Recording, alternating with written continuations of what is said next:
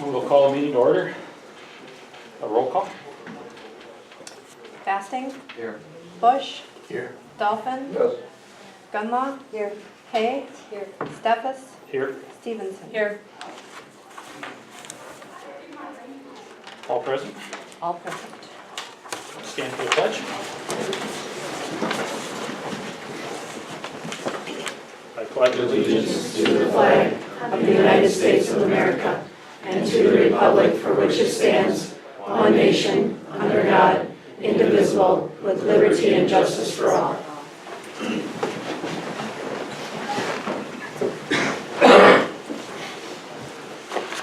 just stay with the agenda. Superintendent's report, Rich. Sure, starting off with some good news, just a quick run through of some of the highlights from this past month. This was fire safety presentation, did take place at the elementary. That's always a real big hit with our kids, and it's a great way for us to partner with our community and some of our local resources and assets. A big thank you from the Options in Education School to the town of Mineral Point, Grey Dog Deli, and the public library. All of those three locations allowed our Options School to take place in those facilities in lieu of when we were in a transition period into our new building. So we had some construction going on. So we want to thank all three of those partners for allowing us to host the Options School there temporarily. This past month, I had the opportunity to make a presentation along with Doug Olson, who's the superintendent at Kickapoo. We jointly presented at the Wisconsin Technology Institute on our initiative with Boost, which is building opportunities and occupations for students through telepresence. We currently are delivering a course to a Highland student, a calculus course, who's taking the course here because they couldn't get into Highland, and we continue to do other things with our middle school. Has a presentation scheduled shortly where they're going to go to Pennsylvania, Penn State University, and learn about the mummification process in conjunction with their study of ancient Egypt. So again, bringing global experiences into the classroom. We said farewell to our Cornwall guests. It was a great opportunity for us to both host and learn from our sister group from Cornwall, and we look forward to returning the favor, and we'll start soliciting applications this spring to return a visit back to Cornwall. We did some culture presentations in third grade. Anthony Buligi's parents and family were here from Peru to share some of their cultural experiences, along with Alex Lewis's family from Slovakia. So that was a great opportunity for our elementary students to learn a little bit more about other cultures. In the Oak Savannah, some work continues. Our elementary students have a curriculum built around some units, so it's kind of an outdoor classroom space. Sarah Pierce has been very instrumental in building that curriculum up for our students, and we continue our work and our partnership in the Oak Savannah. National FFA convention was attended, and more specifically, Tommy Loken competed in prepared speaking. That convention was held in Indianapolis. The fall concert choir happened recently. Hopefully you had a chance to attend and see some of our great local choir singers in action. We had a mentoring day. This event is organized by Iowa and Lafayette counties, and those two communities promote the successful transition of students with disabilities to try and successfully live and work in and participate in some post-school activities. So that was a neat event for us to be a part of. We continue to work with businesses in creating newspaper ads through our elementary school children. So they are innovating and creating those ads right now, and you should see those displayed shortly. Our math team competed at UW-Platteville. We do not have the results yet, but you can see that our numbers continue to grow, and that's a really neat opportunity for our kids to show their stuff when it comes to math. At volleyball, we had an all-conference in Kyla Lindsay, first team, and Elena McCarville was an honorable mention. In soccer, we had Jacob Wedig as a first team member, and Karsten Bakken was an honorable mention. In football, we had co-conference champs for the first time since 1991. That was their first level 3 appearance since 2010. I'd like to congratulate the co-coaches of the year, Andy Paulskill and Andy Bush. Congratulations to both of you, and also as well as the lineman of the year, Eric Heisner. There were 9 first team members, 4 second team members, and 1 honorable mention on this year's team. The Veterans Day is always a very neat opportunity for us to recognize and honor our veterans in our community, and I think this picture captures what a meaningful day that is over at our elementary building as well as our middle school, high school. The Key Club is celebrating their 50th anniversary. It's a pretty neat milestone. They had a food drive for the Iowa County Food Pantry and a bake sale for the Pointer Pantry. So we appreciate their contributions to our local efforts here in Mineral Point. In Worsa, there was a conference, and at that luncheon, I was named as Administrator of the Year. So I want to thank those that are in attendance. To my right is Tiffany, or be my left, your right is Tiffany, and my parents in between Joelle. And then I want to thank the board members that were in attendance, as well as assistants and administrators. And then my parent-in-laws were also in attendance. It was a special luncheon, and thank you for your efforts to join me in that special occasion. At WISPRA, that's the Wisconsin School Public Relations Association, we won 5 different awards throughout that luncheon. I want to thank Kristen Mitchell for her support. We were awarded for our White and Blue Review and the Middle School Scoop for those graphics that were entwined in those 2 mediums. The other area where we won some awards was in graphic design, and that was at our Distance at a Glance infographic completed by Susan Webb. So I want to thank her for her efforts in putting that infographic together. Our social media campaign, #PointerNation, was recognized as a winning campaign, and I received the Friend of WISPRA award, which is somebody that promotes and supports public relations throughout the state. And we have today, WASB is our Wisconsin Association of School Boards. This board elected 3 representatives to receive recognition tonight as part of the business honor roll. I want to thank you for doing that. We're one of only a couple dozen schools across the state that are recognizing businesses in their communities, and so I thank you for selecting the businesses that you did tonight. We do have a recognition and a short presentation that you all will take and handle from here. Sure, we'll just go in alphabetical order with the 3. So the first one is Farmers Implement, and this is what was submitted to the state about Farmers Implement. Farmers Implement Store has been a vital part of the Mineral Point community since coming on the scene in 1981. They are an End Zone Club donor for the current stadium project. They are also key supporters of the Future Farmers of America with countless donations of funds and equipment for things including the fruit sale, livestock auction, Oak Savannah, mechanical systems class, and the group's annual banquet. The district's maintenance director also reports likely thousands of dollars have been saved over the years by the district due to generous equipment loans and donations. So I see the Ashelmans are here tonight. And we'd like to take a photo. Larry, would you like to be in the photo as the board Absolutely. representative? Where do they at? We can just angle it, so, yeah, just come over here. There's your certificate. Congratulations, thank you.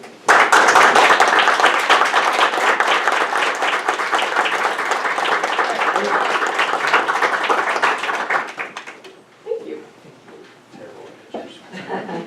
Thank you for your partnership. Gorgon Funeral Services. Gorgon Funeral Services have been part of the Mineral Point community for 4 generations since 1916. Most recently, they became an End Zone Club donor for the current stadium project, as well as donating to the small gym scoreboards. Gorgon Funeral Services.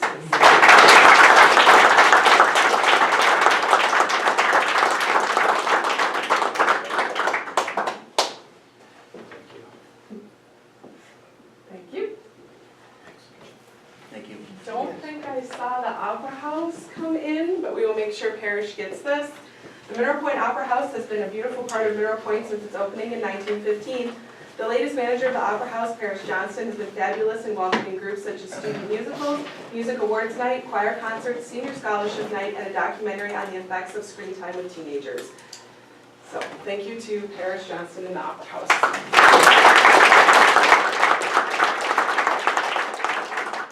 Thank you, Joelle. School board election. Yes, timeline for school board election. Angie was just going to update the board with some of our notices to file candidacy and non-candidacy. You want to? yeah. You want me to open that up Yeah. for you? So there's a couple important dates. We have to have publication in the paper. Deadline for that is November 28th, so I had Larry sign that notice and we'll submit that tomorrow for publication next week. And then the other important date comes on December 22nd. That is the deadline for incumbents to file their non-candidacy. So this year we have 3, Larry, Lisa, and Julie. That's it for right now. Thank you. We'll keep you updated on other timelines as they come closer, but we're in November and next month is December. There's only one meeting between now and then, so thank you, and we'll continue on. Moving on to the minutes, we have 3 sets of minutes to approve. Do we have a motion to approve? I'll make a motion. Second by Jeff, I'll second by Larry. Any discussion? Yeah, can we, the closed session's not noted on the 10:30 minutes, no, the roll call vote. I think it was 4-3.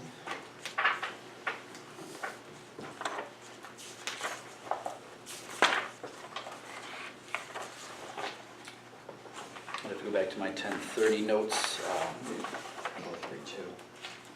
432 is which one? 4-2-1. Which is right there. But the result of the vote to go into closed was 4-3. Oh, I'm sorry, I thought you. So you're saying the motion to go into closed session was 4-3, which is not represented here. The actual vote that was taken. Yeah. Yes, the motion is correct. Understood. It doesn't Okay. state that we actually went into closed session Okay. and took a motion. Thank you. We'll add that. So with the correction on the October 30th special meeting, is there any other discussion, questions? All in favor, say aye. Opposed? Motion carried. Communications, board communications received.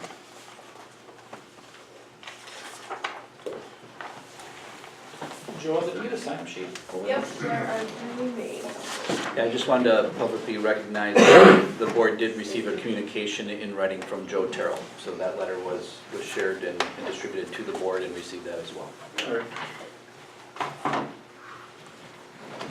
So citizen communications.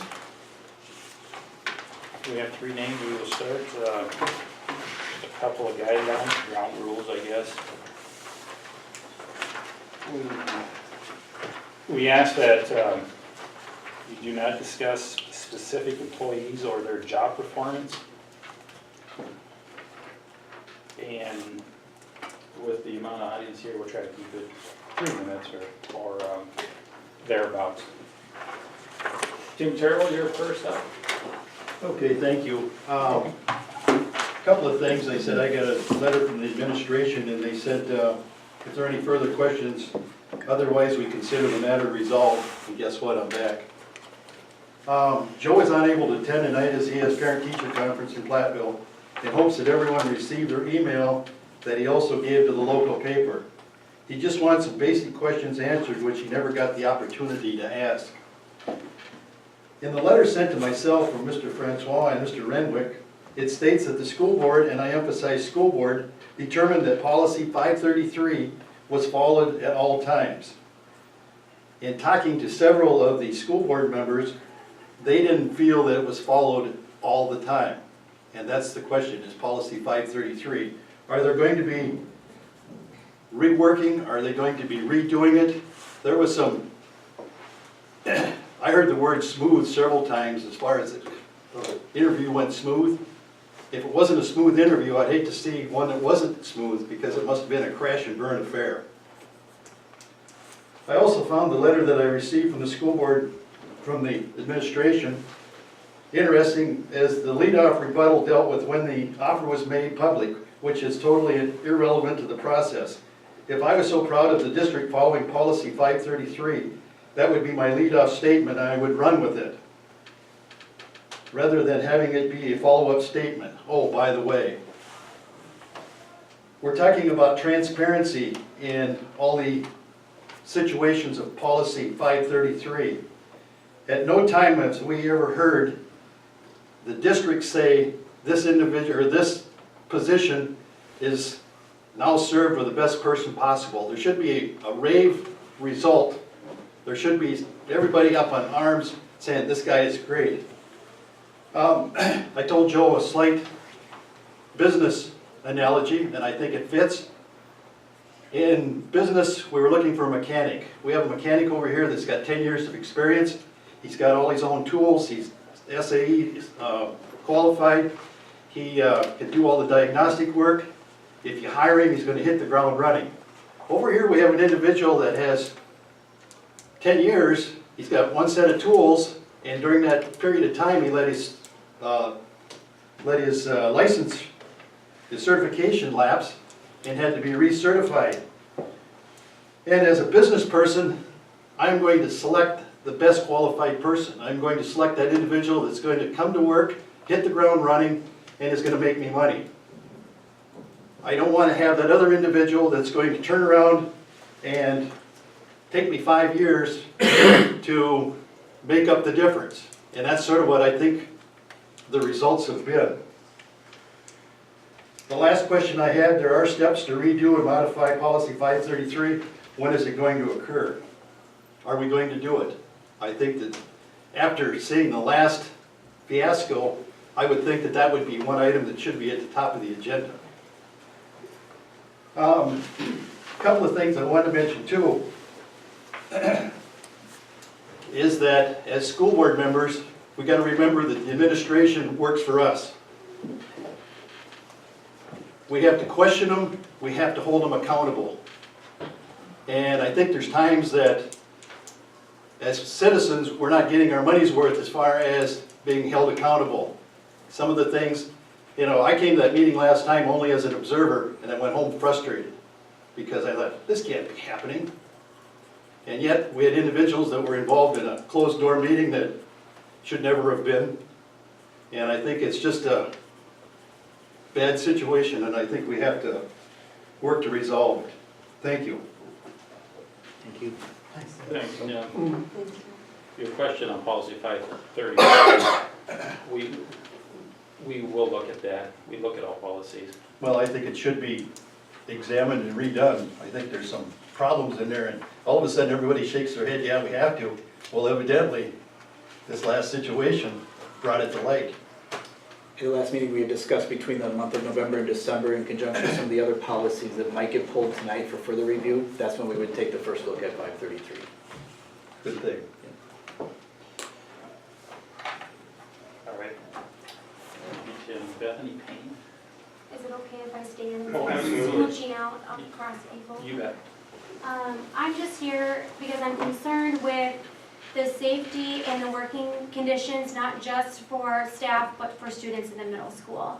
There's been ongoing issues that have been occurring since day one. I've been in conversation with multiple parents, community members, and staff that do not enjoy coming to work every day.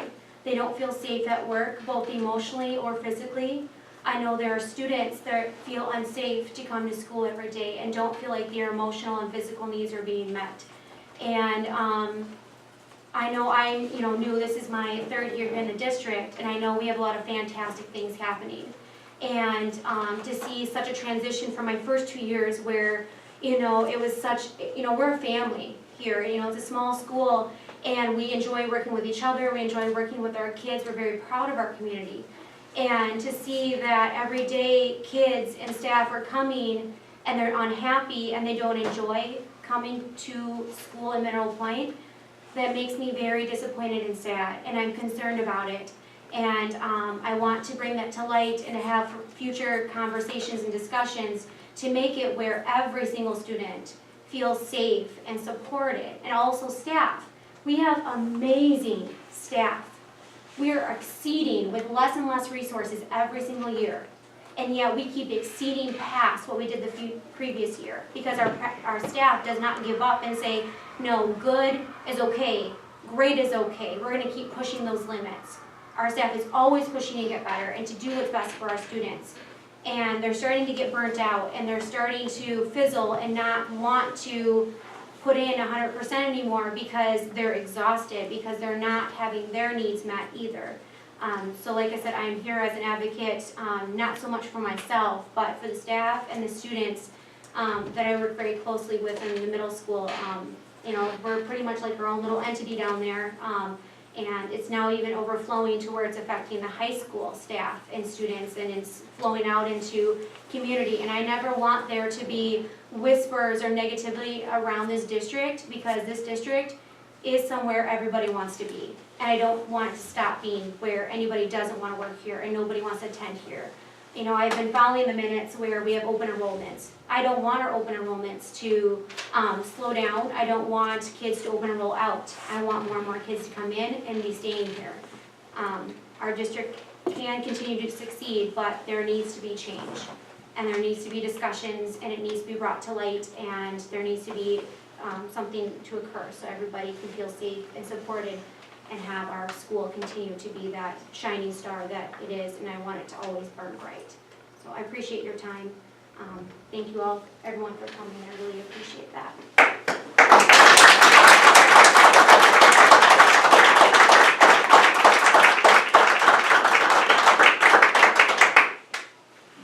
Thank you, Bethany. When you talk about safety, I mean, is there any pending safety issue where our kids are in danger? And our staff are at danger. They're afraid. Kids are afraid. Of who, of what? Other students at times. Both staff is afraid of some students. Students are afraid of other students. These concerns have been voiced and we have not gotten support. So there's a lot of concern. So your concern is lack of employees? Not necessarily. I think it's lack of support and just conversation to even see what can we do to make this better. You know, to even check in, to come down and see what's going on, to get the observations, to talk with students, talk to staff. Because right now, that's not even happening. And that's concerning to me that our safety, both staff and students, and even just satisfaction is an issue, because that's never been an issue to my knowledge up to this point, is staff or student satisfaction with their academics or their safety. So that's where I'm concerned.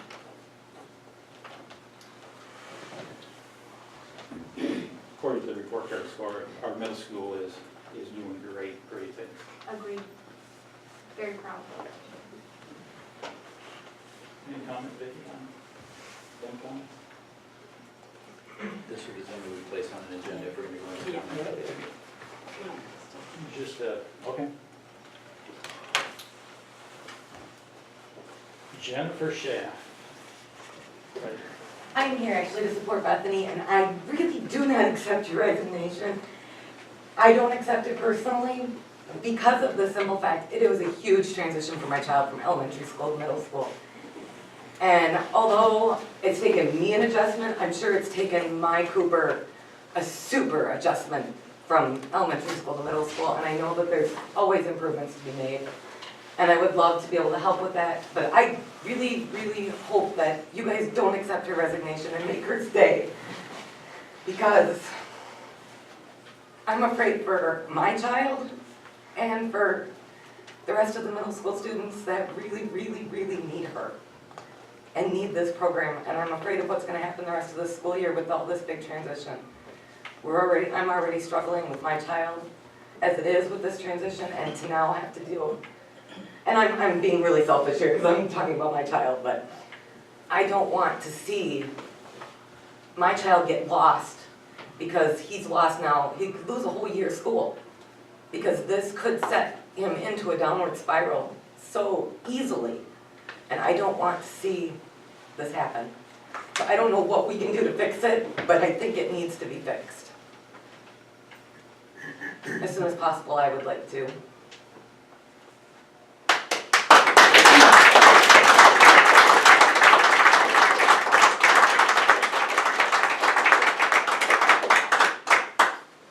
Thank you, Jennifer. Mary, I'm not on there, Yeah, go ahead. but, I'm here in support of keeping Bethany also. She's a perfect fit in the elementary, or in the middle school, and I think with the support of everybody here, that kind of tells you how compassionate, and she just works so hard and is there every minute for every kid possible.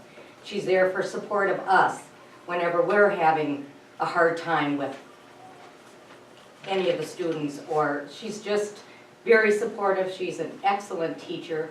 She's a perfect fit in our middle school. And I think it's a detriment to all our students and us for her to go.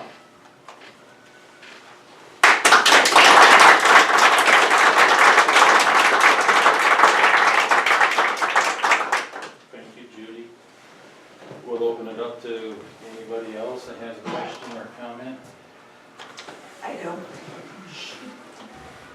This is very emotional for me. Because I'll tell you right now, my kid doesn't want to come to school anymore because she's not there. And when one certain person was willing to ship my kid off, who stepped in and said no? This problem was arising weeks ago. We've all spoke up and said it needed to be fixed weeks ago. You can't just ignore it and shove it out the door. Because let me tell you, when you're gonna tell me you're gonna try to ship my kid off, oh no, that's when this mom gets irate. Bethany steps in. You look for a solution. There's a solution there no matter what. There is. But when this one person just decides, we're gonna give up. And then you have amazing teachers that step in and say, no, you can't give up on these kids. Like literally, he doesn't wanna come to school with her not here. And that's not my kid at all. You know, I've seen the work that she's done with these kids. And for my kid to actually come home and say, oh my God, Mom, this teacher is amazing. And he's just lit up with joy and wants to go to school every day because he has a connection with somebody he can actually connect with that's gonna help him, gonna push him every day to do his best, knowing that he has multiple ADHDs and other disabilities. You don't get that from a lot of kids. You don't get that from a lot of kids that have problems. You don't. But when he literally tells me, he comes home from school today and says, Mom, I don't want to go to school anymore. This pain's not there. I don't want to go.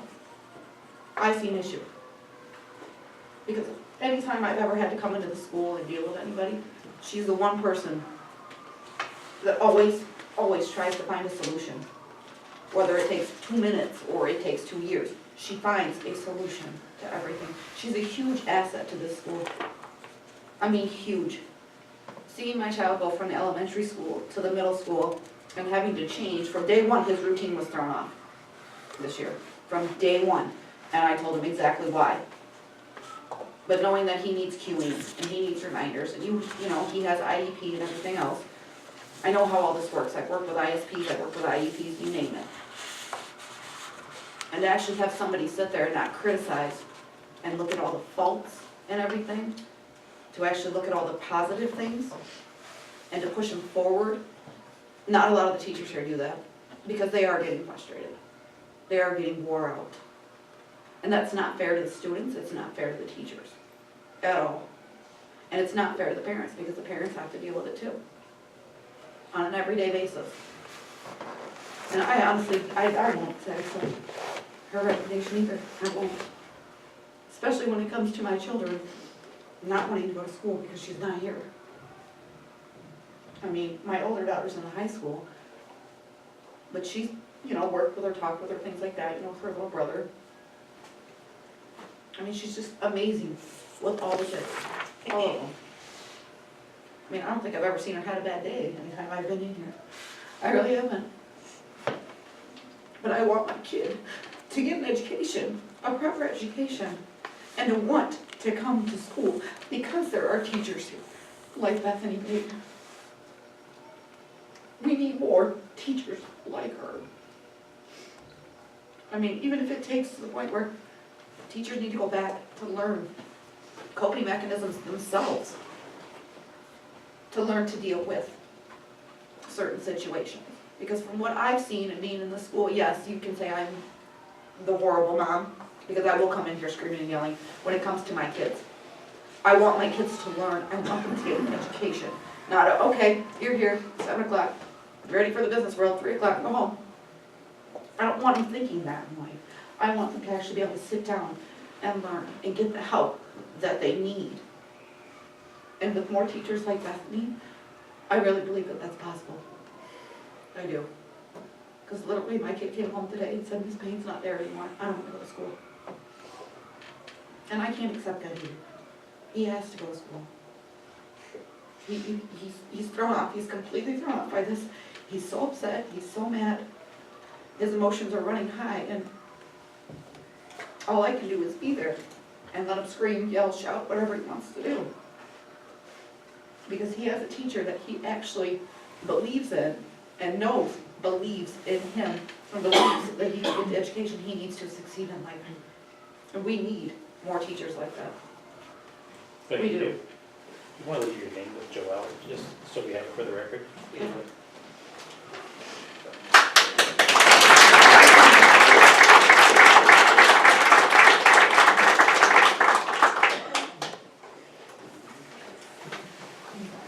Heidi?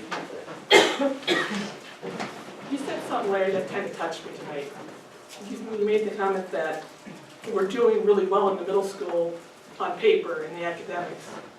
As a mother of a special education student, sometimes that piece of paper, that academic, our kids go beyond that. There's so much more in their world that you can't perceive by a piece of paper. There's so much more in the world of special education that you won't get on an IEP. There's so much more in a special education teacher when she leaves this building. Never can you tell a special education teacher, leave your job at work and go home. It doesn't happen. Ask anyone. I'm here tonight to support Bethany. The mood is in the room. She's done wonderful things for my child in the past. I think she's a great lady, and I'm asking each and every one of you to look at me right now and say, when you get a chance, talk this issue out and get some answers from the whole area.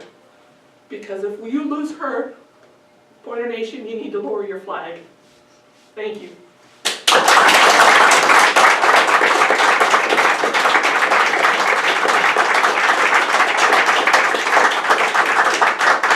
Thank you, Heidi. Floor is open.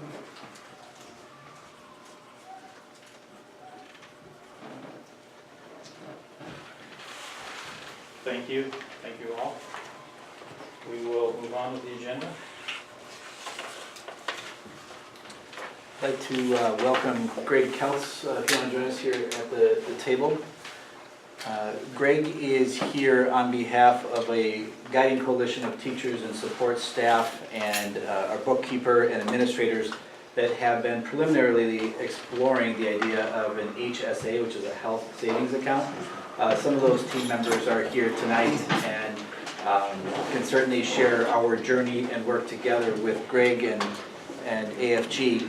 As we've gotten further down the discussions around HSAs, it certainly makes sense at this point to bring and expand that conversation and include the board so that you have understanding of what the HSA is and what it's not, and ask some questions for clarification.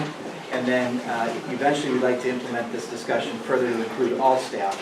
But we thought we'd start tonight with just doing a quick overview of the HSAs, and I'd like to re-welcome Greg Kelts. Thank you, Luke, and thank you for the invitation to come and speak to you. As you are aware, my organization, ABRC, is the insurance consultant for the school district. So I'm here really to try to get upstream and give you some information as a board that will hopefully allow you to make some decisions down the road about what you do and don't wish to pursue for the district. The presentation that I'm going to give tonight is actually one that many school boards across the state have seen. In fact, I always am a little nervous when I do the PowerPoint because I go in and change school names frequently. So if you notice Kickapoo Schools or something else in there, I've been around a lot the last couple of weeks doing this presentation. Luke, if you want to pull up the first one, this is really the agenda. I know that I have about 30 minutes on the agenda. It may not take that long unless you have a lot of questions that are beneficial. As Luke said, there has been an insurance committee that has met several times to be able to just look at the viability, and the interest from that committee is significant enough that collectively they suggested that we do present this to the board so that you can all get a sense for this in case the discussions become more serious. So the agenda starting out will be just to give you a bit of sense of what we are seeing in other school districts. I have personally worked with school district benefits for about 30 years exclusively. So I have some hopefully helpful context for you. talk a little bit about the arrangement that you have now, and then just to be able to talk about the health savings accounts and how they work, just for some basic foundation for you. Please look. So my organization works with about 120 schools across the state of Wisconsin. Many in the southern part of the state, but not as many in CESA 3 as we do in CESA 2 and CESA 1. So you kind of hear me talk about southern Wisconsin instead of specific CESA arrangements. Dane County, you always hear about it being a world unto its own. When it comes to insurance benefits for school district employees, you can almost exclude the Wanakees, Veronas, Sun Prairies, Madison, Middletons. They are in a different arrangement. But when you move outside of the Madison area by about 20 minutes or so and draw a circle around it, most of the school districts either have already had the discussion that we're having tonight, in many cases implemented an HSA, or they're at least considering it. I live just south of Madison in the Evansville area, and just for some point of context, around that area, you can almost draw a circle. Edgerton, Evansville, Milton, Monticello, Albany, Broadhead, Judah have all switched to an HSA or are in very serious discussions about it. Interestingly, I work with 2 other CESA 3 schools, Kickapoo schools. Their board is meeting virtually right now and voting on whether or not to move to an HSA on January 1st. And the other school I work with is Richland Schools, who has had an HSA for several years. So they're not an outlier arrangement. In fact, they're getting to be more and more common. Typically, school districts have gone kind of the route that this district has, where they had the old pre-Act 10 arrangement, almost back to the collective bargaining days of a small deductible. After that, everything got paid at 100%. Into the HRA arrangement that the school district here implemented 3 or 4 years ago, and incidentally has saved significant dollars through that implementation, probably in the vicinity of about $100,000 a year from that transition to an HSA. And as the bottom bullet shows, both of these arrangements do take significant employee education. So that's why we're upstream. The current arrangement with the Dean Health Plan is that the district purchases a $2,000, $4,000 deductible, and when that transition occurred, that obviously saved the district a lot of claims expense, which transferred to a lower premium. The district used that premium savings to fund the special account that a company called the EBC actually manages for the district, called an HRA. And basically, the district pays back the difference between the prior deductible and this new large deductible through this HRA funding. Basically, the district, as the second to bottom bullet identifies, the district is really self-insuring this new deductible, not the entire health plan, but just the difference between the old deductible and the $2,000, $4,000. If there's money left over at the end of the year, that's district funds. In theory, if the money runs out, the district's responsible for still making sure every employee is made whole relative to the plan design. Again, that arrangement has worked very well, very common arrangement in school districts in the last 6 or 7 years. The advantages of that arrangement are, in an HRA, you can really have all the malleability you want. You can say that we're going to pay employees back all the difference between the prior deductible and this new higher dollar deductible. You can say you're going to pay back 88% of the difference. You can do a time period where the district pays 100%, then the employees pay 50%, and then the employees or the employer pays 100%. There's lots of malleability with it. The other advantage is that the paper flow is pretty easy. Claims that get put towards deductible automatically get submitted to this EBC without the employees having to do anything, and the employee payment is actually made to the doctors involved for this dollar period in between what they used to pay and the $2,000, $4,000. The disadvantage to a district is you don't know prospectively how much money is gonna get pulled out of that kitty until the end of the year when you know how many people had deductible expenses. So it's very hard to budget. We estimate every year, we work with Luke and Marcia to come up with here's our best guess. Thus far, it's been very effective. I believe you probably all know at this table, the claims in your district have been much better, much more cost effective than most of the districts, in fact, virtually every district that I work with, which is a tribute to both good fortune, but also the way your staff uses the plan. And obviously the disadvantage is there is a little bit of a headache knowing who's getting what payment from where and the staff education associated with it. So the HSA is a different vehicle, and the first thing I'd like to dispel about an HSA is it's not an insurance plan. A lot of times people semantically discuss it as one. The HSA is a savings account, and for the purposes of this discussion, think of it like an IRA, an independent retirement account. It's virtually an IRA on steroids with an additional benefit. In order to be able to open up this type of savings account, you have to be covered by a specific type of health insurance plan. So what the committee is learning is, what is this health insurance plan? What is it parallel to the current arrangement? And you'll see in a few moments that that health insurance plan is another acronym called an HDHP, a high deductible health plan. That is the IRS approved type of health insurance. They put a stamp on that saying, this plan is an HDHP, therefore employees are eligible for one of these special savings accounts, the HSA, if you have that type of health plan. So what are the advantages? To an employee, I own my account.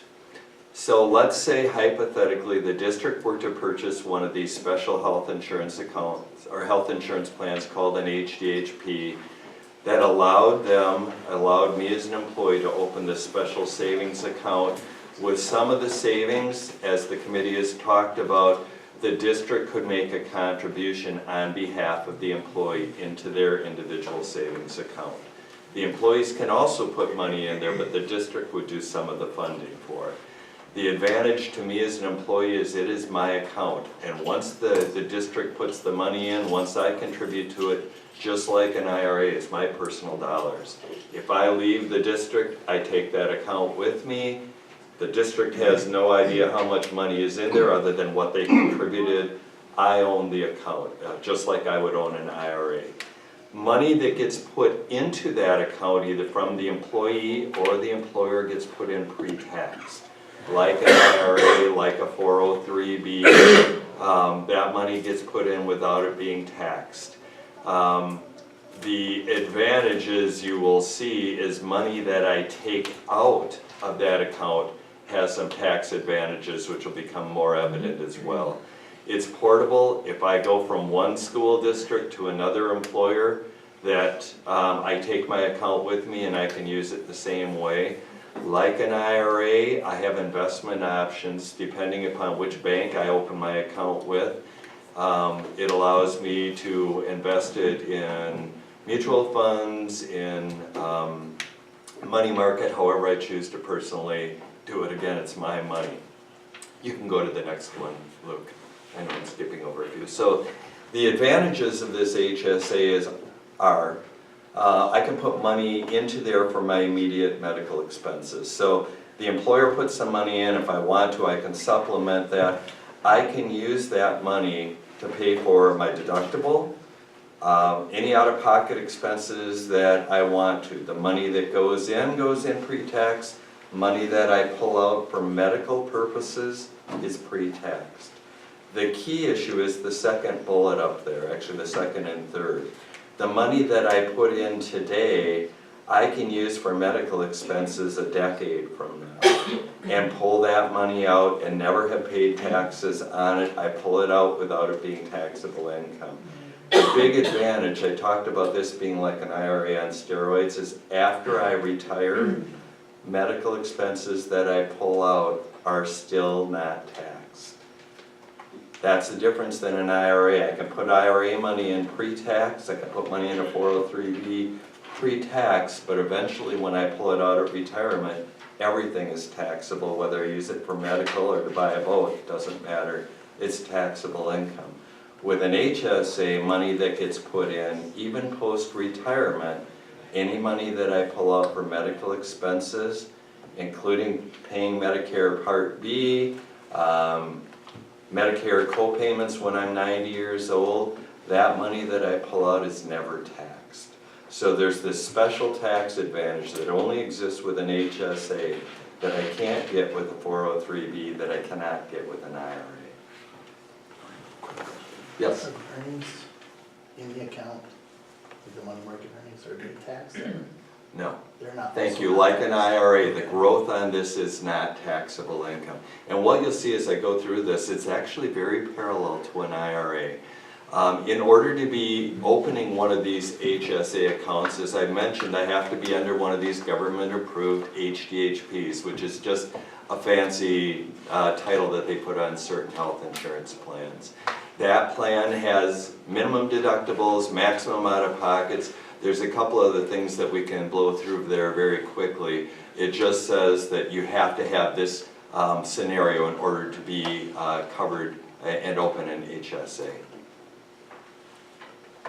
Flex spending accounts. Right now, employees can put money aside pre-tax up to an annual limit and pull money out. The problem with those sorts of plans are the money that you put in, if you don't use it, you lose it. You're all familiar with the use it or lose it. The HSA doesn't have that provision. In fact, it's the exact opposite. You want to have all of your employees' accounts grow. The more that they grow, the better, because there is nothing that says you have to use it or it disappears. You hope that it continues to grow. There is therefore, the inability to have both an FSA, meaning the flex spend account, and an HSA at the same time. So that's something we're talking about with the committee, is how those two could actually coexist. Like an IRA, there's a maximum amount that can be put into an HSA every year. These maximums are the employer and employee combined contributions. There's nothing saying an employee has to put money in. There's nothing saying an employer has to. Most school districts, and the examples that we've looked at here would be an employer funded. The employer could put in so much dollar figures every year, and the employees would face this much out-of-pocket expense. So as you can see right now, the maximum on a single plan is $3,400. The maximum on a family plan is $6,700. If you're old like me, just like an IRA, there's a catch-up provision that allows you to put some additional money in if somebody should choose. And we can skip the last bullet for now. So what can I take money out of the HSA and not have to pay taxes on? It's the exact same list that the district employees would have been used to for their FSA. So the government puts out an FSA. Medications that aren't covered in full by the plan, maybe they're put to deductible. Things that are put to deductible, vision, dental, orthodontics as well, can actually be pulled out and used regardless of somebody's age. Again, whether they're 27 or 97, it doesn't matter. Those expenses can be pulled out of an HSA and not have it be taxable income to them. So as this already talks about, if I'm covered by a high deductible health plan, I can pull money out for these qualified expenses. I can pull them out for my spouse's qualified expenses. I can pull this out for anybody that is listed as a dependent on my taxes and use that money for their medical expenses. And you can notice the green on the bottom. It doesn't necessarily require that my spouse and dependent children are on my health insurance plan. It just means that if I have the money out there, I own this account, I can use the money whether they're covered under my plan or not. The one gotcha in here that I hope gets fixed by the IRS is that last of the three bullets saying that it has to be a person that is claimed on your taxes as a dependent. If I have a college kid, you know that the health insurance allows them to stay on my plan until they're 26. If I'm not claiming them on my tax, I cannot pull money out of my HSA pre-tax to pay for their deductible, their non-covered medical expenses, or their stuff that's not paid in full. That doesn't make a lot of sense, and we expect that that will eventually be changed. But one problem. We can skip right over that Lucas, how the money can be paid. Here's the three categories. If it's a qualified medical expense, one of those things on the IRS list, any time in my life, I can pull money out and it's not taxable income. Again, that's the big advantage of this over a 403B or an IRA, because I can pull money out after I retired and not have to pay taxes on what I withdraw for medical expenses. If it's non-qualified medical, and I'm 65, I can use this as a regular IRA retirement if I want to. I can pull it out and buy my boat, and like the IRA, what I pull out for non-medical is taxable income, just like it would be under an IRA. If I'm not 65 and I choose to pull money out, just like with an IRA, I'm gonna pay income tax on what I pull out, and there is a penalty. Now, if you're into this sort of thing, the IRA penalty right now is 10%. There is legislation in to change the HSA tax treatment from the 20% penalty down to a 10%. I expect this will likely go through before next July when the district would even ponder this type of plan. But as of today, it's written as 20%. So what's really happening conceptually here is this HDHP that we kind of did a dry run with the committee and said, what would have it cost if we would have done this a year ago, last July? How much savings would it have generated for the district, and what would that have allowed the district contribution to each person's HSA? What would that have looked like? What we found is that it was very doable, at least worthy of consideration. But by putting money into my individual account, if I'm one of your employees, and if I put more money in, that much more so, while this deductible is being met, and it's a larger deductible, it's $3,000, $6,000, $3,000 on an individual, $6,000 on a family, the district was able to consider anyway funding enough of that deductible that if an employee met their deductible, they really wouldn't be in a much different scenario than they are today, where they have a deductible. The difference would have been funded. The big advantage to the staff here is if I don't use any medical expenses, that money that's sitting in my account grows, and it's my money. All of a sudden, I have a major incentive. I have a lot of skin in the game, because during my deductible, what I don't spend, I keep. Unlike the current arrangement where the HRA pays back the difference between the big deductible, once the employees meet their relatively modest deductible, they can't save anything.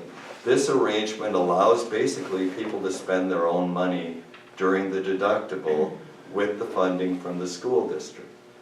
That does mean, yeah, I have a significant financial advantage of saving money, being the most cost-effective consumer I can be, and all of a sudden maybe I'm going to ask my doctor about the medication I'm on that's $700 a month, because there may be an over-the-counter version that does something just the same, and I get to reap the rewards if that is my situation, because the money stays in my HSA. So the concept of the HSA is really, it puts me as a user in a consumer role. Now, how much gets funded into my HSA is really the key. How much money gets saved from the district changing from where you are to an HSA is the driver of what the district could look at. But the whole concept here is there's an account created, it's got these great tax advantages of it, and I get to keep what I don't spend from the account. It belongs to me, not to the school district, not to the insurance carrier. So for my HSA account, just like any other bank account, I'm going to get monthly balance statements. I can do it either online or on paper, depending upon which bank that I use. I have a debit card that I can use, a check I can do automatic bill pay. There's lots of banking tools that are built into this. The second one down is important. The district puts money into the HSA. After that, the district is out of the picture. As an individual employee, I have to be able to show that the money that I took out of my HSA, I used for expenses that were on that list. If I were ever audited by the IRS, I'd have to be able to show that, yes, I took $2,000 out of my HSA, here's my bill for $2,000 that I have to pay. I mentioned there that the banks are very sophisticated. One thing, and I was crystal clear with the committee, and I will have some materials for you when we're done here. Associated Bank, who is my ultimate employer, we're kind of a division of Associated Bank. We do these. I'm not pushing Associated Bank. The examples that I've got for you show Associated Bank because they create some materials for people that open HSA accounts with them that I think are relevant to your understanding of these. But I'll use this as an example. Whether it's Associated Bank, Chase Bank, Bank One, you can get a debit card. You can use ATM/time machines with that debit card. Mobile banking, the normal things that you can do with a bank account, you can do with your HSA account. I had shown you a parallel slide of what were the disadvantages and advantages of your current. The advantages of an HSA. Number one, the district knows at the beginning of the year to the penny how much money they're going to put in the HSA accounts. They put money in, it doesn't matter who uses how much of the money, it's budgeted, that much money gets distributed, so it's easier for the district to plan. Consumerism, unlike the current arrangement, you get to keep as an employee the money that you don't spend up to the HSA contribution. The next advantage is this HSA plan is unlike any other retirement plan in that you can pull money out for medical expenses post-retirement, and we all know we're going to be paying Medicare Part B, we all know we're going to have out-of-pocket expenses. It's the only way out there right now to be able to pay those pre-tax. And again, as an employee, I own my account. It is very much like an IRA with this huge tax advantage for medical expenses, but it's up to me to decide how I'm going to invest it. I can do it conservatively, I can do it aggressively, I can put more money in. If I were putting money into a 403B, I'd be putting as much money as I could into my HSA because it's a 403B with this special tax advantage of being able to not have to have taxable income for my medical expenses when I retire. The disadvantages of this is it's a larger deductible. In Post-Act 10, people see $3,000, $6,000, and it's very easy for them to presume, oh, I have to pay $6,000 for my family. That's not the case at all, just like they don't have to pay $4,000 with their current arrangement. But there's kind of a sticker shock that people see that once you go through the staff education and awareness, normally the staff is very supportive of the concept. It just takes a lot of education.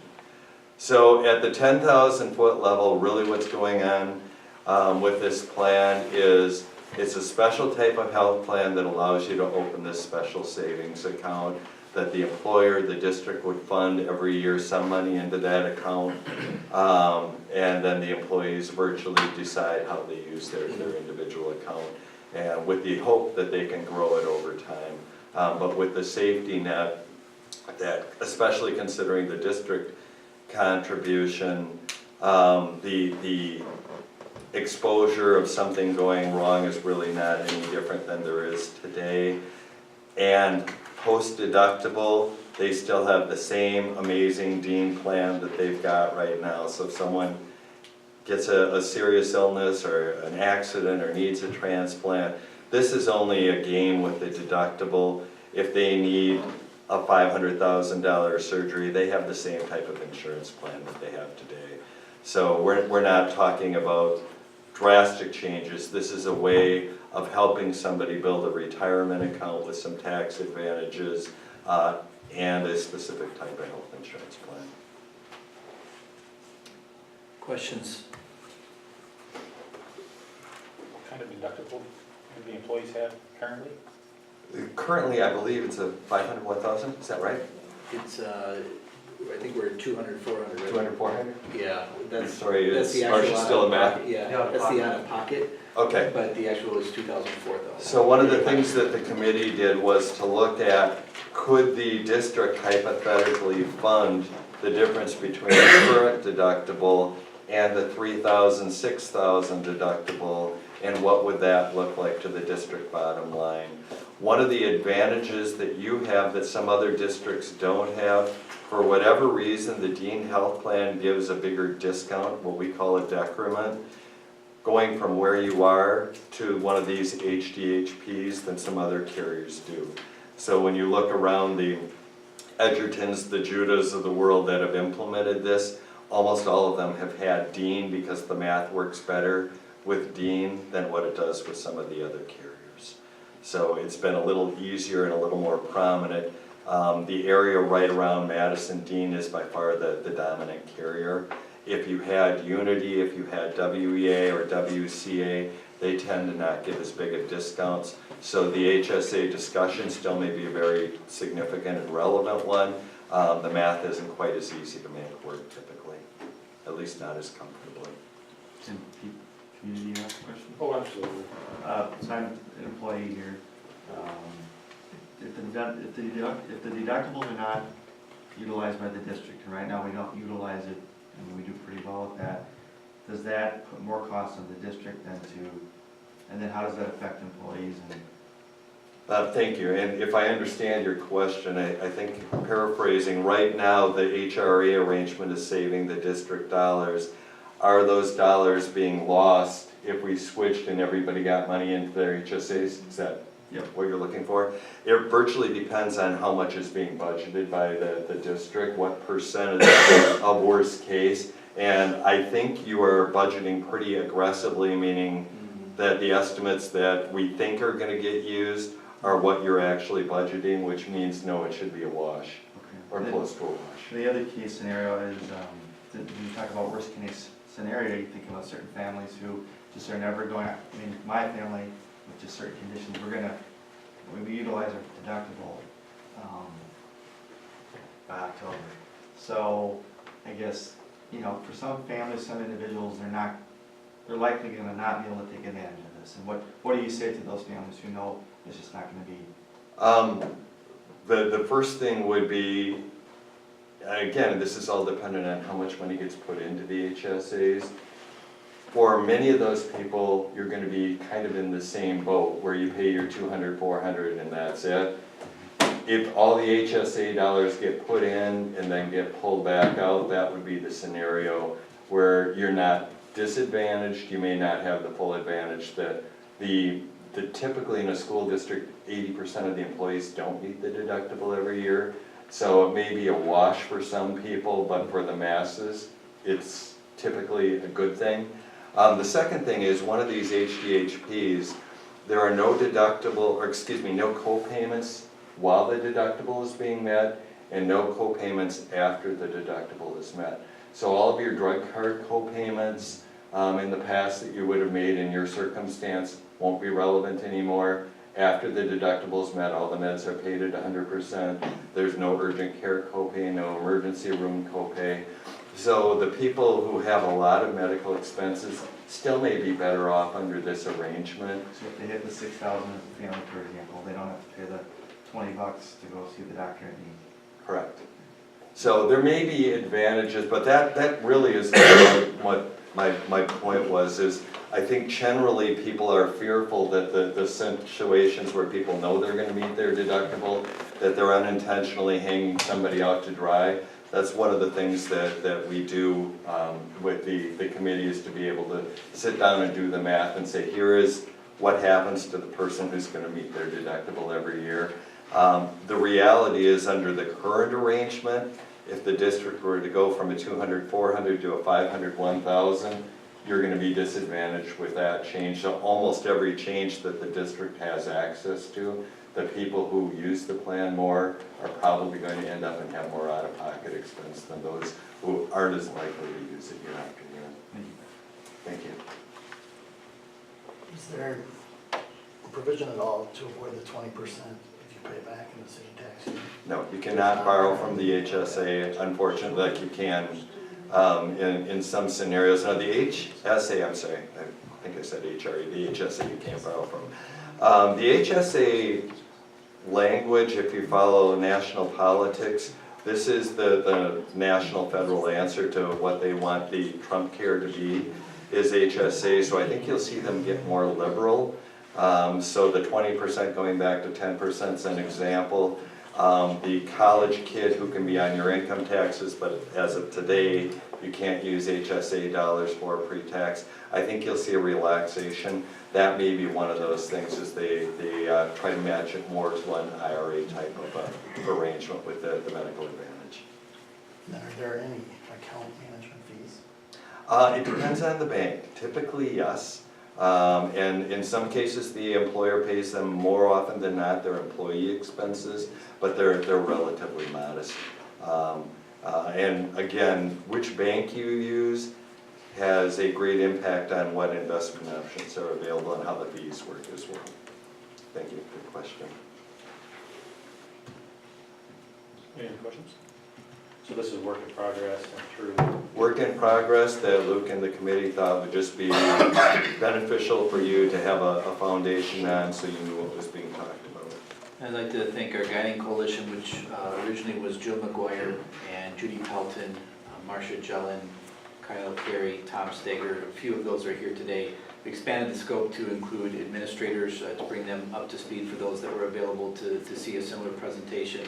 And at some point, it might be beneficial as we continue to work with educating more staff and to learn if this is something the staff would like to move toward. Ultimately, we could come back with a subset of the board or the full board with a finance discussion and look at spreadsheets and numbers and how money would come into the old plan versus the new plan and what that means for the district as far as some of the benefits for budgeting and the loss of risk that you are assuming currently as a board and as a school district.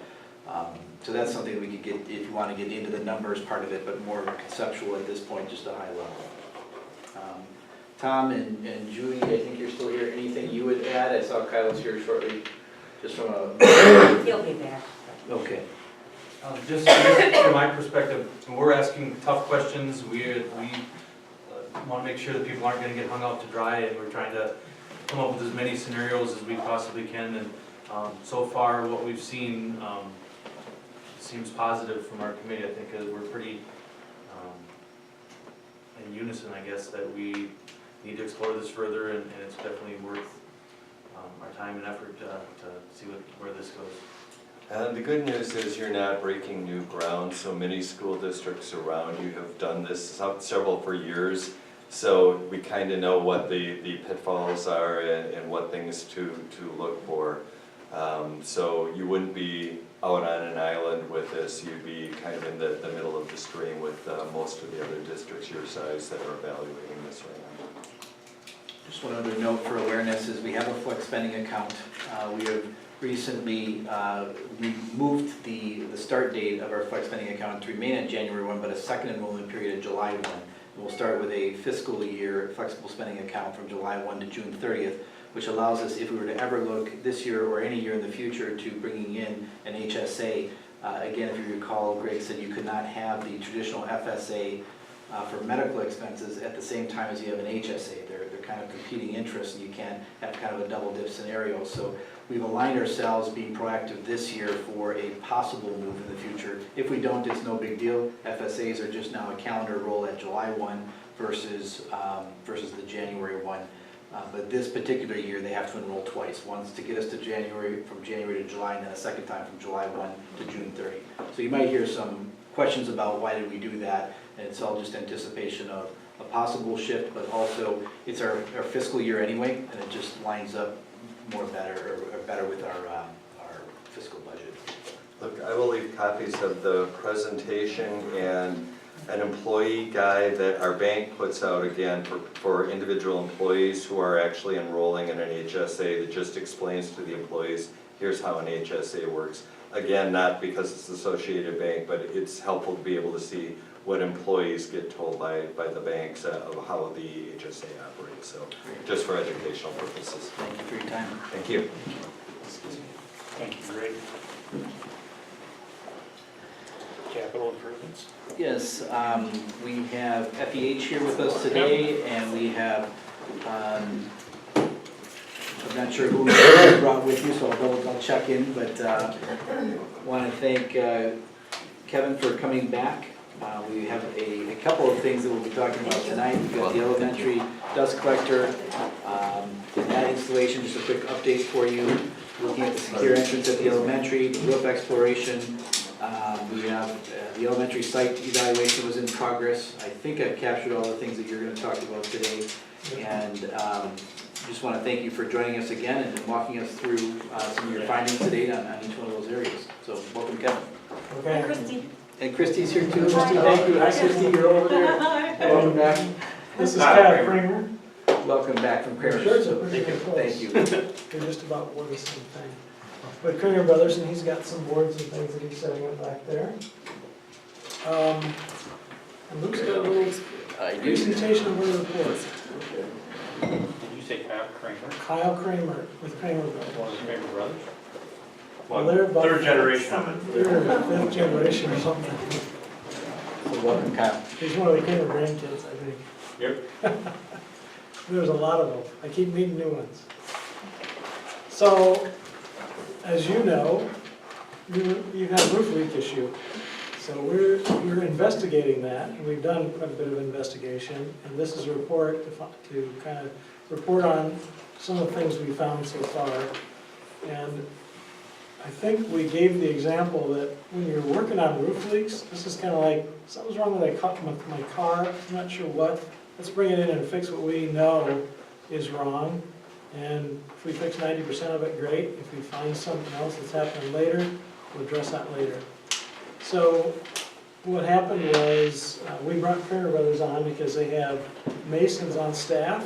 And one of the challenges you were facing was trying to line up roofing expert and mason at the same time to open this up and then close it up with, so it wasn't open for 30 days. So we got everybody together at the same time. We opened up several locations. There had staff there. Christie was there and documented a lot of that. So we got some photographs to show you and explain what's there. Essentially, there are 10 recommendations. And here it says, a gentleman from Solterra was also there, so that we had not only our opinion, the Kramer's opinion, the Mason's opinion, but also another roofing expert. And we got pretty good consensus on what the major problems here are. So to start with. Feel free to pull a chair after the table if you'd like and join us. Oh, I'm You good. prefer Kevin? I'll just take up So- more space. We've got some drawings in here, but you probably recognize this satellite image of your building. And I was gonna play the band of white and point to some of these points. Yeah, there they are. Those red dots, they represent specific areas that we looked at and specific areas of recommendation. So item number 1, all 4 sides of your mechanical penthouse. And there you go, that's that red square, that doesn't exist on your roof. It's just drawn on there so you can see where it's at. That sticks up above your kind of low slope, gravel ballasted membrane roof. The recommendation is that all 4 sides of that penthouse and the east side of the gymnasium wall, the existing brick needs to be removed because your flashing that happens that's inside the cavity wall, that brings the water back out that might get inside that cavity wall, has several issues. There's some places where it's not anchored and something has gotten, the way your wall is built, there's concrete block, That picture in here, I'm just. and then there's an airspace. It's pretty close. Yeah, go back up to some of those that where you were at. Can we go back? Yeah, you tell me when to stop. Oh my gosh, it's hurting my brain. Slow down, right? That's good right there. Any one of those. So what you see is there's concrete block, there's that pink insulation board, there's an airspace, and then there's your brick. And what happens above that metal flashing is a membrane flashing. And it basically functions to take water out of that airspace and that insulation space. And in places where that stuff overlaps, it's not sealed together, and some of it is kind of torn apart, and it's just not in very good shape. In some places, the weight of either water that's come down or mortar droppings that have come down have pulled the membrane back and created an actual trough. So it's been pulled back from where it's supposed to be, sticking out on the outside wall so the water can come out, and it's actually created a nice trough there to hold water. And where it gets to where they overlap, water just pours out of that trough and goes down inside the wall. And so at each location we went to, we found lots of overlapping issues, membrane pulled back issues, and it's not sealed correctly. And around that whole penthouse, it needs to be fixed. And on the east side of the gymnasium wall, it needs to be fixed. And the way to do it is to remove sections of brick, take that membrane out, and put a new membrane and insulation in, and anchor it basically to that drip edge. And the drip edge is that metal flashing. How many courses up of brick? 3 or 4? You can go 3 or 4 courses up, because that's how high the flashing is. You don't really need to go up any higher than that if you do it right. In some cases, there are some lower walls where you might go up all the way, but for the most part, you go up 3 or 4 courses and you go 4 to 6 feet in width. And you do like every other section, and you do those, and then you put the brick back in, and then you open up the other places, and then you lap it and seal the laps. So that's really the big one. That's item number 1. Just quickly interject, okay, I totally took a class on masonry cavity walls when I went to convention, and it was talking about how our philosophy towards cavity walls has actually changed over a course of time. So part of the flashing issue is just how it was installed, but then it's also our mentality towards how the walls function. And if you're wondering, well, why does the brick wall get water behind it? It should be a brick wall, it shouldn't get water there. The function of the cavity is to get water out. So brick will breathe and you will get moisture in that cavity. So the cavity is functioning in that the moisture is getting down to the bottom, it's just not coming out like it's supposed to. So just want to put that out there. So it's supposed to do that, but it's... Bricks are like a sponge. They hold all kinds of water, and the water moves back and forth. And the whole idea is that it's keeping the rain off of the block back up. And that airspace is what's separating them. So the moisture comes down the back side of the brick wall, hits the membrane, and then it runs out the face of the wall. Well, that's not happening here. Also, about every 3rd course, there's what's called a weep or a vent. At the top of your walls, you can kind of see the 2nd course down from the top, there's a vent. So it allows the air to move, and there are weeps at the bottom, and they're basically a piece of gridded plastic. You can see it actually in the upper In the right upper photo right. there. On the far right, the upper right photo. There you Look right go. in it. That's a weep. It's basically the width of a mortar joint, and it's supposed to sit right on top of the flashing, so that if mortar droppings and things get on top of that flashing, it really allows the ventilation to happen. In the case of your building, at some point, somebody filled them up with sealant, and then removed the sealant. Or the vents. It are looks like sitting in people mortar were trying and to then- either fix it, or they thought rain's coming in here, or whatever, but those vents need to stay open. Gotta keep the air moving through, otherwise you get bad Unfortunately, stagnation. we found a lot of these vents that are sitting on top of a bed of mortar. They should be all the way down on top of the membrane, but they're sitting on top of a bed of mortar. That looks like it's sitting on top of Mhm, it is. Yes, it is. And I'd say that's your typical condition. Right, so that's a problem too. So that needs to be corrected. So to fix this, Kevin, you would you would replace the membrane and the flashing in them sets that you cut open, or just the The metal is fine. metal's The fine? blue metal is fine, it's the black membrane The that you membrane, see there okay. that needs to be replaced. And the little wheat pieces need to be corrected. Then the metal would last as long as the repair would last? Oh, yeah, Okay. yeah, it'll probably last, that metal will last longer than the membrane, that metal will be there a long time. It's not gonna rust through for a very, very long time. So that's the big one in number one.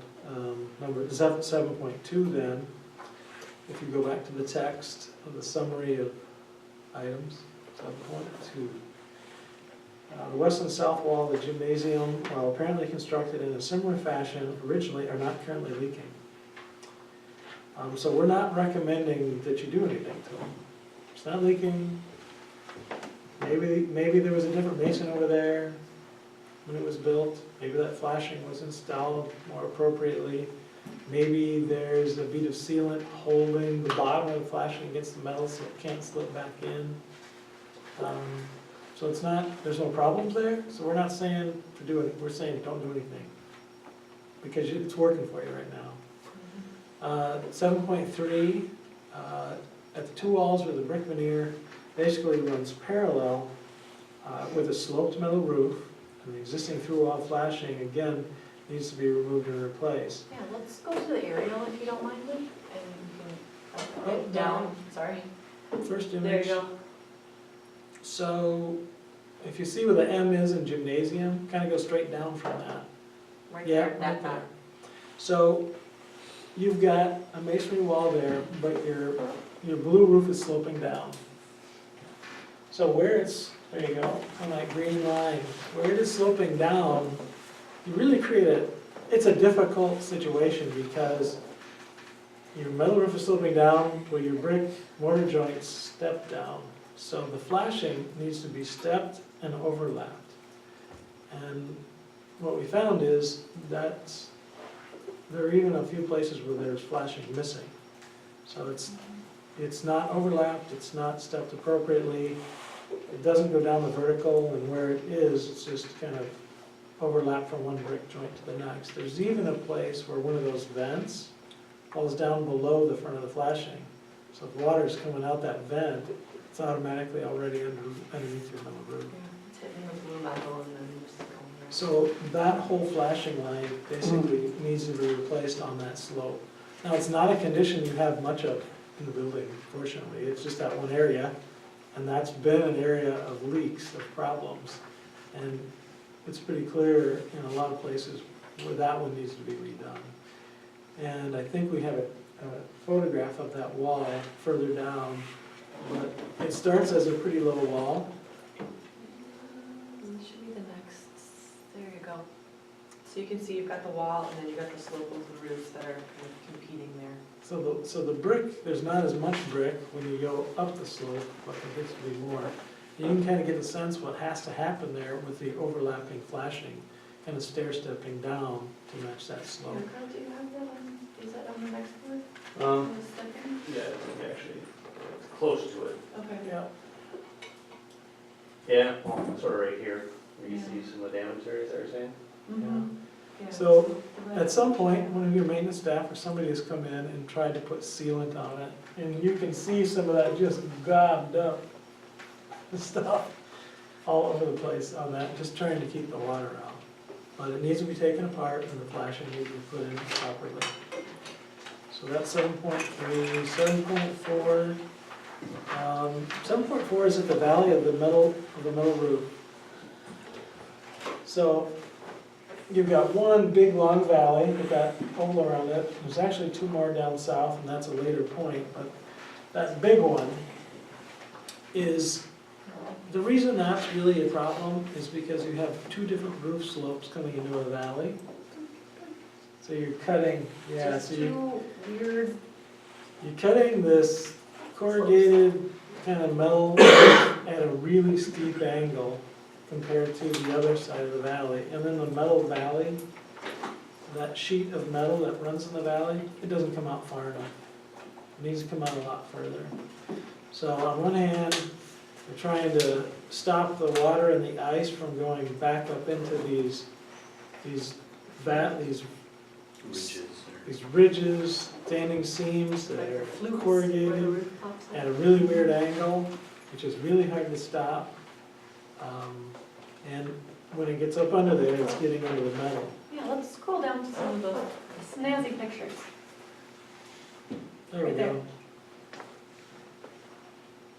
So the one on the upper left, you can see the different angles of the metal roof coming together, creating a real challenge. There is a piece of metal that kind of runs down the valley. Yeah, you could, the Wonder Bar yellow part on the left is that piece of metal. The crowbar. Yep, that's the Wonder Bar, yes. But the metal runs, I guess, top to bottom. That's supposed to stop the water, to prevent it from hitting the other part of the roof, but it's jumping that because it's so steep, and then it's going under the other panel or going in the flutes. And then the lower left picture is a picture of the flute, and it's actually mildewy in the flute, so you can see that moisture is getting stuck in there. As soon as it was pried apart, everybody could smell it. Yes, you could, it smelled bad. So how is that penetrated underneath into the building? On the inside of the building, on the underside of the roof? That deck is on top of the insulation, which is on top of the structural deck, and once it gets through there, it's in the building, essentially. So how do we know if it's mildew's in the building? Are you saying it is in the building or potentially? We're saying it's between the two sheets of metal, especially where all the corrugations are. That's all we know for sure. Yeah, we know it's growing there and it's allowing the water in the building, but we're not saying that there's mold anywhere in the building. It's just, it's present right there between the two metal sheets. The correction for this is basically to take the metal panels back far enough that we can put a much, much wider valley piece in with a diverter down the middle of the valley piece, so that as the water is coming down the steeper slope, it's not running back underneath the roof of the shallower slope that's got the really weird angle cuts on it. You don't need to replace the insulation. We don't know that, and we won't know until we take some of the metal Well, the panels mildewy out. stuff we have to. Yeah. So when those metal panels come off, then you can really see what's going on there. We did not take the metal panels off. What we did was we pried them apart to look to see what was really going on in there. So should we be concerned about mildew underneath those two panels that's penetrated on the underside of the roof into the building? We don't know that until we take it off. You should always be concerned about it, but we can't tell you if it's there or not until we take that metal panel off. There may be some type of drip edge on the edge of that. We don't know. Is that something that we should explore or discuss as a board? Taking the metal panel off to investigate further, For mildew? what would that entail? Well, you would have to take, because it's a triangular slope, go back to that roof plan. I mean, you're saying You're taking a lot of metal roof off to do that. through the repair process, you will know in that area if there's. Right. Correct, so that'll be something followed during. So what During the we've, repair process? Okay. what they've done is gone back and sealed it up as much as possible for now, to stop any more water from going in there. I just don't want to have it to be repaired without knowing the extent of the damage underneath it. When we do roof replacements, we never know how much roof insulation we have to replace.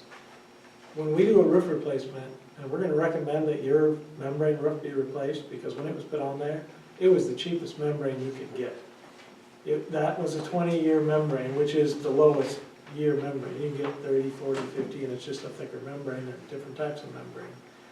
When we do that, the only way we know how much moisture's in there is by doing thermal scanning. And we still don't know. Once we take the membrane off, we can look at the insulation board and find out how much of it's wet. We usually take that wet insulation board out and replace it with new insulation board. When we bid a project like that, what we do is we ask for unit prices for how many square feet has to be replaced, so that when it happens, then we get the appropriate cost for what has to be replaced. We always have to be prepared for that when we tear it off. So I think that's the appropriate time to deal with it, when you open it up and tear it off. Otherwise, you're spending money twice. Right. So that's 7.4. 7.5 is at the metal wall above the food storage area. There's a ceiling joint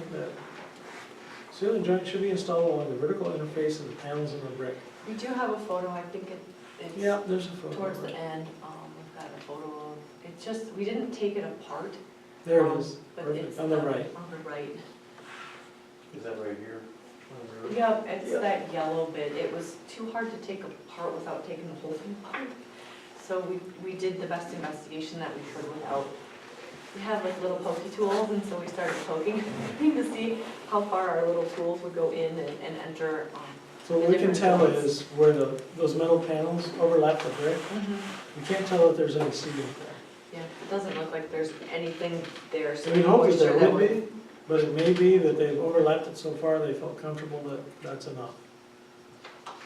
So we're recommending that that be sealed up.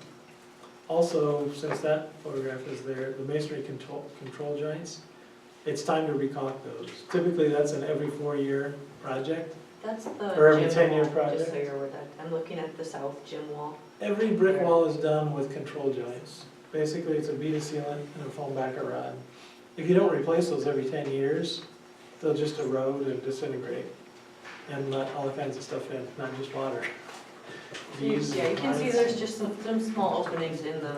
So it's in the time to do box right that there. at the same time as you do this project. 7.6 then, or just some other minor ones, at the east entrance, basically at your main entrance on the right side when you walk up, where the roof comes down, there's some evidence of a little bit of algae there on the brick. That needs to be dealt with. Also, the other gable that in the middle roof, Yeah. that needs to be treated the same as the long gable. Those two valleys, basically the same Yeah, situation as the the two long circles gable. on the aerial that is on the east Yeah, side. oval. Yeah. As long as we're on the valleys, Kevin, in the main wings, is that different construction then? The two main wings that come off? Well, the beauty there is you have the same angle on both sides. So those valleys into the legs, those 4 valleys Pressure are water. in much better condition because as those panels are moving at the same rate. Okay. And it's the same angle coming down, much different than those two dormers where you've got quite different angles, slopes and angles of metal panel intersecting. So those valleys look really good in comparison to the other 3. The ballast on your roof, typically when you put rock on the roof to hold the membrane down, it's a nice round rock. It's Like a- non-pokey. Yeah, That's the the technical rock that's term. up there is more like gravel. And as the ice moves around and as people walk on it, it will make small holes and punctures and cuts in the membrane. And so that, when the membrane's replaced, you definitely want to get the right type of ballast on the roof. The membrane It's like a Mickey on Mouse. the and the center, okay. The membrane is all the same all the way through. It's the same type of membrane. Okay. The only new membrane we found was where a patch was done at this one roof drain. And this roof drain is actually at a high point. It's at a high point in the roof, and at some point, you guys, somebody in the school district came back and tried to repair that area and make it lower, but it's still a high point. Water ponds around it, you can see some of the pond areas. So when it's redone, typically when we've redone roofs, we add more insulation, we change the slope up a bit, give you a steeper slope, and make sure that where the roof drains are the low areas on the roof. Sure. Now we have to be a higher. So the ballast is moved to try to make it lower, which isn't quite how it works with butter, but it was a valiant effort to make that lower. And then you can see with the rock that it looks like it has sharp edges in the photos and is fairly tall. Yeah. And then the last thing is related to the downspout at the main entrance on the right side. There is a little bit of moss infiltration that you can see right there on the brick wall. Yeah, we didn't have. You need a bigger leader box with better flashing into that leader box, coming in off on that corner is all, so. You guys just learned a whole lot about cavity walls and flashing. How does it feel? Do you feel good? Do you feel knowledgeable? Are you ready to go up on the roof? So. You want to take it from here? All right, I'm Kyle Kramer. I'm going to hand out the estimate of probable cost. I have a disclaimer at the bottom. Strictly budgets. There's not been any bids done at this point because FDHF put together a design document and then we could get numbers from there. Actually, I'll just give you one of these and pass it around. So I start with the first one with all the options that Kevin basically talked about minus the whole roof replacement on your adhered or ballasted roof. You can start going through wall, masonry, flashing, and associated brick. That's basically in these areas, and correct me if I'm wrong, Kevin and Christie, but it's basically these areas and these areas. It's roughly about 400 feet is what we calculated, and whether we go up 3 courses or 4 courses, it's somewhere in that 400 square foot range. And the cost maybe seems like it's a bit high, cost per square foot, but it's very tedious work. You're trying to take it out, clean off the bricks, do all the cleaning inside that cavity, redo all the flashing, redo the drip edges, redo the weep holes, and then put that same brick back. Now, if you didn't have to clean the exact same brick and put new stuff there, that would be obviously a different look. So we're just trying to get it to go back in there and have the same look as it has now. Now, when you repair it, different mortar, it'll be slightly different color. It won't be an exact match, but maybe at that height, you know, really you'll notice it. Then you have the metal wall panel, flashing and associated repairs. I believe we're just talking about in this area. Budget about $3,000 to $5,000 there. And usually, obviously, you can see everything's around the nearest thousand. You can't get it to the nearest dollar because you don't know the exact detail of everything. We haven't figured it out. Standing seam, the membrane, roof modifications and repairs. Those, I believe that's more or less just these areas we're talking about where the different angles of the roofs are coming together. You have to get in there and really explore it. And then the last line item is just fees, permits, etc. Assuming there's 15% in there, if it comes in less, it's just better for you guys. We're just trying to be holistic in this approach. And then as we talked about, the second option, which FH is kind of highly recommending, is we have the ballasted roof membrane with the rocks. They're supposed to be a little more smoother. It seems like that area has met its useful life, and the system we have going in there is roughly $10 to maybe $13 a square foot. It's one of those things where you can maybe peel off the roof membrane, check out the insulation, and sometimes you can salvage a layer or two of it, which is, you don't think it's a lot of cost, but when you have that whole entire area, there's a lot of labor and material pricing that can help you save a couple dollars per square foot. It's not going to save half of it, but it could save a couple dollars, which adds up in the long run of it.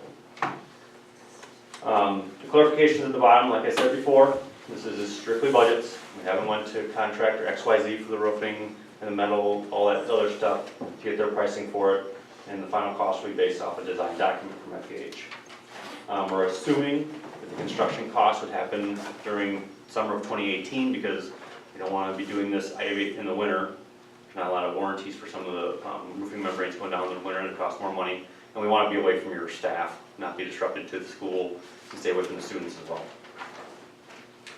And what else do I have here? Replace all those weeps, and Kevin and Christy gave you the 101 on masonry, why you gotta do all that. And include some ballast and membrane roof patching. We talked about an area down here that this needs to be reworked. That's included in the above option 1 pricing. Peel it off, check the insulation, check the membrane, and redo that area, get the sloping right. Everything, we have something with a minimum 20-year industry standard, and then that's something that usually in the design documents you say, hey, do this material for 20 years, what's the cost? This year, or 30 years, what's the cost, or 25, you name it, then you can pick. Get some alternates, yeah. Yep. And then we cut all above roof veneer 3/8 joints, so that's basically those expansion joints, and then recaulk them. There was several hundred lineal feet of that. Just, that's routine maintenance, not like you guys did anything wrong, it's just something that needs to be done. And then we just haven't accounted for any mechanical related revisions, because we're mostly just talking about the roof membrane and other associated costs. And back when Kevin was kind of saying the process by how you can do this masonry repair, so you see there's red, there's green, there's red, there's green. We don't know if that's the exact area we'd attack it with, but you take out every other section because this brick can't be held up. Let's take it all out. You gotta take it out. Take this out, redo it, take it out, redo it, and then once that's all set and done, then you can come back and do the other sections of it. So it's not just easy, straightforward, hey, I'm just gonna put up a brick wall that would usually cost $20, $25, $30 a square foot. It's a lot of get up there, do your safety measures, take it out, clean it, whether you clean it on the roof, clean it somewhere else, protect everything, that's a big thing. You don't want to do all this work and then damage your existing roof. Do you reuse the brick? That's what our intentions were to do. And then in the long run, the brick might be the cheapest part of the whole thing, but you want to kind of match everything you have there. I get you. So it's taking off that brick, cleaning all the mortar off, reinstalling it. Questions? Give the interns that job, right? Yep, is that? Chip, chip, chip on the. Who is Solterra? Is it S-O-L-T-E-R-R-A? They're another roofing consultant that And where are they from? Madison. We asked them to also take a look at this. They're, because I tried to find them, I looked them up, they're not, when Solterra came up, they were an energy savings thing, so it's different than that. Peter's a roofing, that's what he does. That's all he does is roofing. So we looked at it, Karen Brothers looked at it, we want to have another person look at it. We all agreed that these are the major issues that need to be dealt with. It's pretty straightforward when you start to take the wall apart. We asked them to come and do it, and they did. Yeah, the biggest thing is water is such a great thing, but then when it gets in spots it's not supposed to, when it starts festering, it just becomes a problem. And then you don't know what you have until you open it up and explore it. Does your estimate include the expansion joints throughout the whole building, on the sidewalls, or just up high near the roof? I believe it was just up high where we were, or not attacking, but addressing the brick areas. Okay. And then certainly if there's problems with the expansion up there, there's probably problems with our expansion joints. Control joints. You should do them all the way around the building if you've got somebody here doing part of it. Do the whole building. Yeah. And that's something Kevin and his team, that when they put together design documents, it can be, hey, just redo the expansion joints up here, or do it down below, separate the cost, give a unit cost, we can help you out anyway.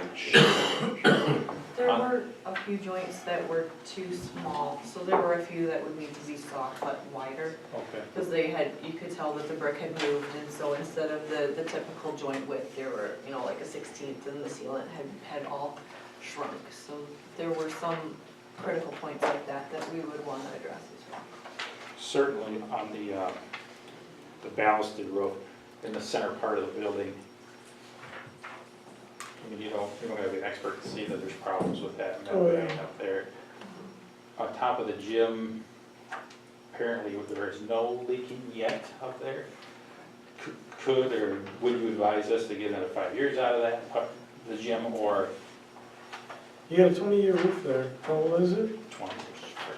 I would say replace it. Replace it now. Yeah, typically when we work with a client, we'll do a condition assessment on the building.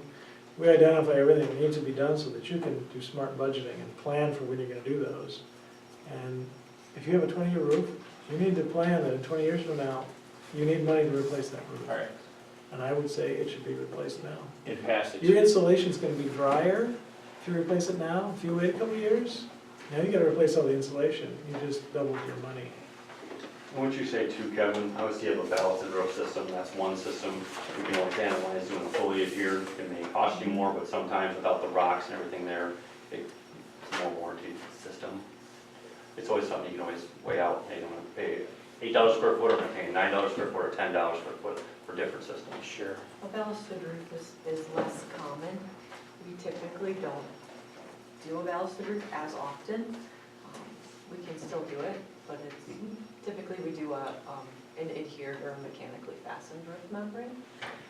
But in this instance, if we wanna keep as much of that insulation as we can, we probably stick with the ballasted Okay. system. Plus the fact that it's ballasted gives you the flexibility to do like an adhered roof and then put solar panels up there, because the weight is a balance on that ballast. Well, certainly, an opinion from experts will come into play there, what kind of roof we can put up there, Yeah. what would be better for the district. Sure. In past experience, what have you seen, cost-wise, a 20-year roof versus a 40-year roof? Twice as long, I'm just curious. To go from a 20-year roof to a 40-year roof, typically what you're dealing with is just a thicker membrane. Correct. So you're adding cost that might be another 25%, maybe 30%. And it's only material cost. The labor cost is the same. Correct. And I understand, I'm just, do you see it as a 40-year roof lasting 40 years? Yeah, we do. Okay. Yeah, we do. And Does then- that mean it won't leak ever in that 40-year period? No. But the membrane itself is gonna stay in good condition. A ballasted roof versus an adhered roof, cost difference, just curious. Typically, when we're designing a building, that's where you save the money by going to adhered, because as soon as it's ballasted, we have to beef up the structure of the whole building to support it. So we usually make that decision when we're designing the building initially, and it saves a lot of money at that time. Now you've got the building already built, so it doesn't quite save as much. But if you ever wanted to put anything else up on the roof, It will support it. it'll support it. Yeah, so adhered doesn't really cost that much more than, I'd say ballasted is more expensive. Because you have to move all that rock up there and then move it around.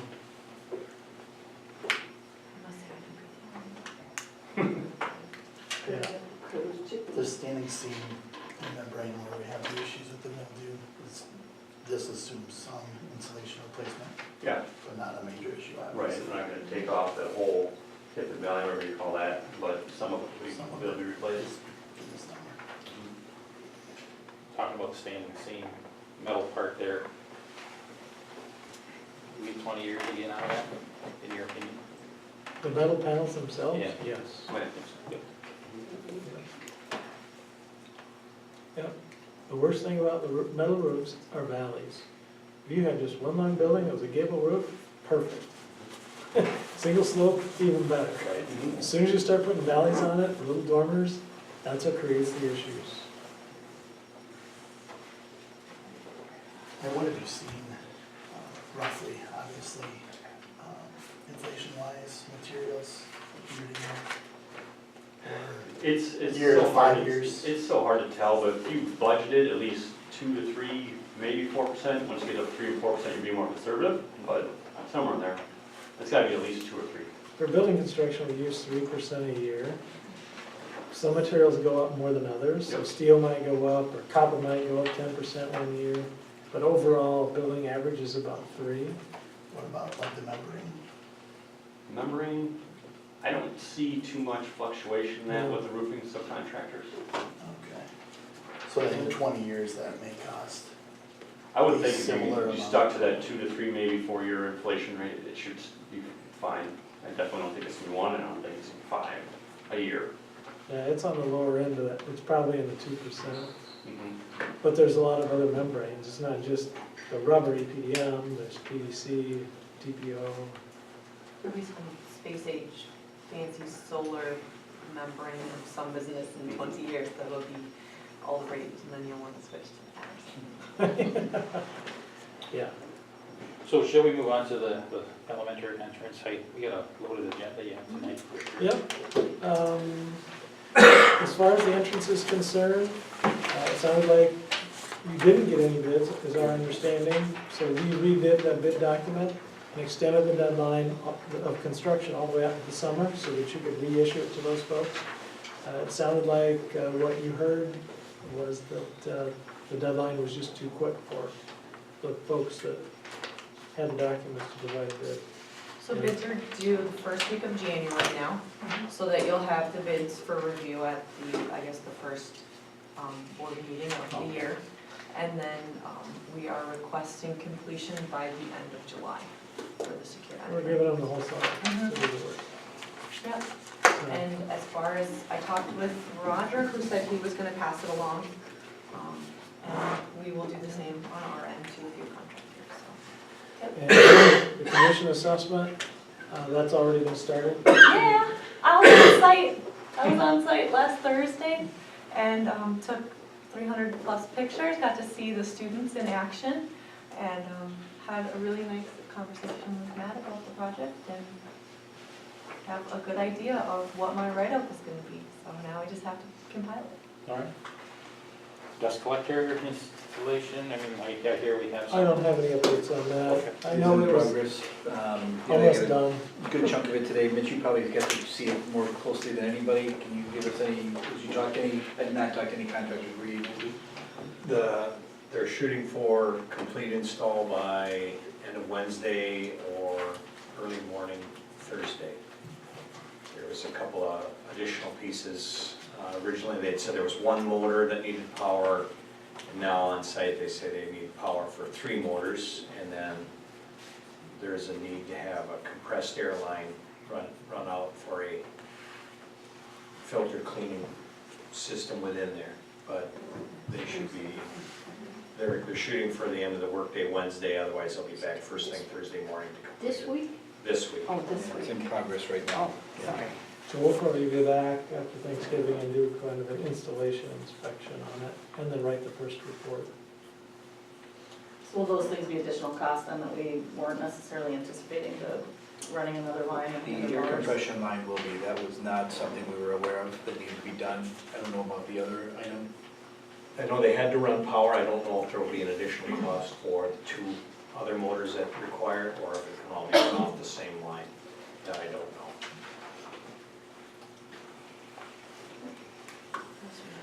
That's it. Thank you very much. Yes, thank you for your time and paying attention when we talked about roof Okay, flashing. we'll do the next step. Okay, thank you.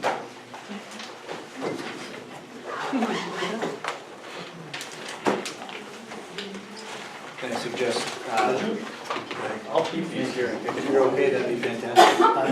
Thank you, Kyle. Appreciate you coming over.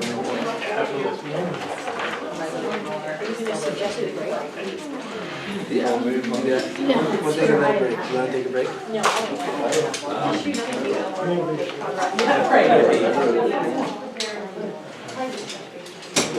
I was gonna suggest that, right before break, that we just huddle up quickly. I received the numbers tonight like you did. This is the first opportunity I've had a chance to look at it. I think we should all take some time to digest the project and the scope and the numbers, and then perhaps the finance committee meeting could talk about financially what it would mean to undertake a project such as this. So an additional board meeting between now and December with the finance committee might be prudent.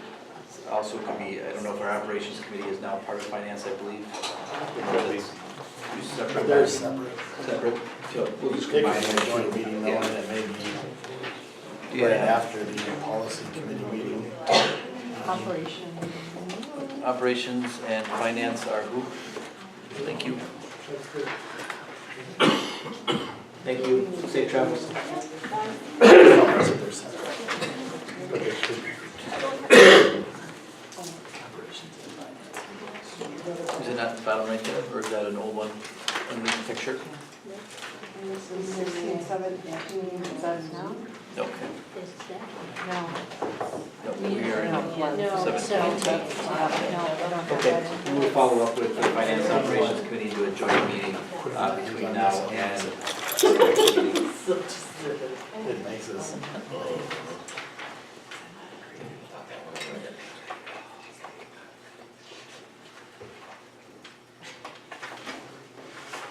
Let's follow up too with that other roofing vendor that was listed, and we could give us a possible estimate. We may want to discuss that further, just to show what you were suggesting there, Larry. We'll just follow up with the other roofing vendor that was listed, that was on site there. And Solaris. Solitaire? yeah, see if they could provide us a potential estimate, I guess, like we have from Gary. Well, I think that Well, this is I just a think- budget, that's not an estimate. So the next thing that you would do would be to So solicit a if scope they can their for. contractor, do you wanna separate them from Kramer? Is that what you're saying, Larry? If it would help move the project ahead, yeah. The next piece. Maybe we're too early on that. Yeah, I think the next piece that Kevin left me, which is what we would suggest to talk about on an agenda for the Finance and Operations Committee, is a proposal to develop the project description, scope, and fee. And then that would create bid documents, much like the elementary door, that would go out to vendors, and then they would put a quote based on that specific revenue. So that's what would come back to the board, is the next step in that process if you wanted to look at what it costs would be. So Kevin is operating as our general contractor of the sort, FEH, correct, or design, yeah. And Kramer, Kyle Kramer was acting as a potential contractor. Yes, correct in saying that, yeah, right. I was just thinking we could get another estimate. But I feel like, wasn't Kramer acting as a potential contractor on the behalf of Kevin and his team? So they're still determining the scope of the project, using Kramer Brothers just as their advocate and partner. And they also got a second opinion by asking the other contractor to come in. Yeah, So everybody had a that got the consensus. assessment done in order to now move on to obtaining. This will go out to 7, 8 bids, won't it? Yeah, after the documents would be put together, much like we did, we would put it out to everybody. We would want as many bids and solicitations as we Well, possibly could. can we post that? Write up what needs. No, but I mean, post it for bidding. Got the time. Yeah, once the scope of the project is I mean, we won't determined. have Roger go looking for vendors, will we? No, I mean, Roger, the scope of the project would be designed most likely by somebody that has knowledge about roofing and engineering, being FEH or other, the board gets to choose who designs that scope. Kevin has shared information upon his departure that is prudent on another board agenda where we have an opportunity to discuss it because that's not on the agenda. But the project scope design and fees related to that would then be put out to multiple vendors. And any one of us as a board member or Roger could bring vendors to the table, but they would bid on documents created by and put together. Why can't that just be a public thing? Why are we involved in bringing vendors to the table? Why can't that be published? It would also be published publicly, absolutely. But I don't understand that, bringing vendors to the table. That's what everybody had a problem with Nexus, is that you thought that they were getting the people that they wanted and they were gonna make money off them. I mean, this just doesn't make sense to me. So we would post the RFP on our website. People could come in and view it and they could submit a bid. We would send it out physically to anybody that we may have an interest in this project. Anybody that has a roofing company and or contractor that does roofing, we would send it out to just anybody and everybody that had an interest. This wouldn't be a closed process, it would be a very open public process. Yes, but what you're saying is that we can bring people to the table. That's like me saying that I'd get to hire a teacher because I want it. No. This needs to be done, not because I say, hey Joe, come on, let's do this. No, I think we're misunderstanding. What you could do is take the RFP, the request for a proposal, and give that to any vendor that you would like to also solicit in addition to those that we would solicit. So anybody would be able to put a quote or a proposal together and submit it in a timely manner for us as a board to review at the same time when we have all proposals in hand. And when does it have to become a closed bid? I believe by state statutes when it's over 50,000. Something like that. I think it just moved the. Yeah, I mean, I would like that to be adhered to. Absolutely. We would follow all state statutes with requirements on a closed or sealed bid. Doesn't change how you solicit the vendors, it just changes how the bids come in. Yes. So let's just clarify, I believe I'm right on this, I just want to understand. At this point, the only thing we're paying FEH, I always say that word, to do is to get an assessment of the damage on the roof. Mm-hmm. We still will have to pay him, Kevin and his team, or another vendor to come in and say, this is our proposal on how you repair it and what needs to go into that. Correct. Okay, Yeah. just want to make sure that we're all on the same page, because Thank you for clarifying. Their deliverables were to take apart the roof and tell us through a report, which they've delivered today, what they believe is wrong with it. In order to remediate that, fix it, solve it, and put a document out to vendors that may bid on it, that would be a fee that they would have to incur. You saw the comprehensive document that goes out for a proposal for just installing an elementary door. It will probably be much more complex than that for an entire roof repair and or replacement in certain areas. So that would be So our something we'd fee have to Kevin was how much? I don't know if I have that number from our last Like, board was meeting. it 5? Under 10, wasn't it? It was not to No. exceed 10 for the whole project. Yeah, That was for opening it up. Yeah, and And this. closing. and I think we also included the elementary ADA accessibility study and so forth was also commissioned in that.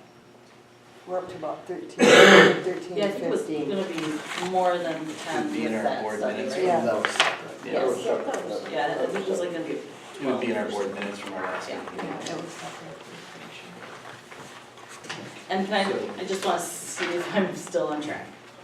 And the reason it's important that we're doing it the way we're doing it is so that we avoid things like the dust collector last minute not knowing that we need 2 or 3 things. Because hiring a general contractor like Kevin, he is able to put together the scope and then also say, I can attest that this work is done and completed and you have everything because we are putting him in charge to make sure, based on his expertise, that we are spending our money wisely. Correct, yeah. And this is the second company we've had done that. And their bids are just about identical for a full roof. But can we possibly have a proposal for, I don't know if he wants to split the jobs for what it would cost us to have FEH do scopes and RFPs, like he's provided for their work for a finance operations meeting or Mhm. December meeting. Absolutely, yeah, and that's exactly one of the reasons the board has been working with Kevin is they like, or have like to date, the design and build of the a la carte menus. We only want to do or pay for this particular part of a project or this part of a study. We don't have to do an all-in proposal, so I can bring back a fee for the project design scope of an RFP to our finance committee. And we can act on that at a later date.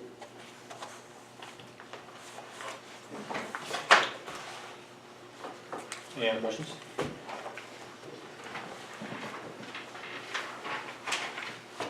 Board policy 200 series? You notice the shift in the 200 series, this is for information only. The 200 series is because we have exhausted policy 100 series in any recommendations that the Wisconsin Association of School Boards has given us. So we've gone through their entire index of possible policies and have the final batch up for action in the 100 series tonight. I put before you the 220 series, which is on recruitment, hiring, contracts, and evaluation of the superintendent and administrative staff. So that is there for your review. I left any editorial revisions or options in the narrative of those contract or those policies so that you can look at WASB's recommendations for what you can or cannot include or have options about. I will So open it up these for are currently discussion. new or what we have? Those would be recommended policies for the 200 series. Okay, Yeah. new. New, correct, new. Okay, can we discuss policies? Can we discuss policies? Okay. So we have this, so these are new. And we got this last Wednesday, is that correct? Correct.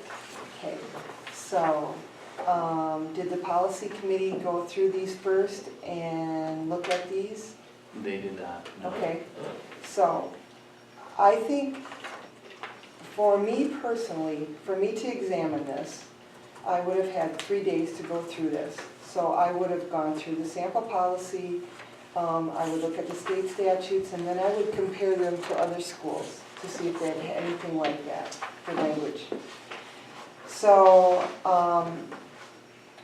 I think what we need is more time, because I would have only had 3 business days to do that, and I'm not gonna do this on the weekend. This is not up for being approved tonight? No, I understand that. Okay.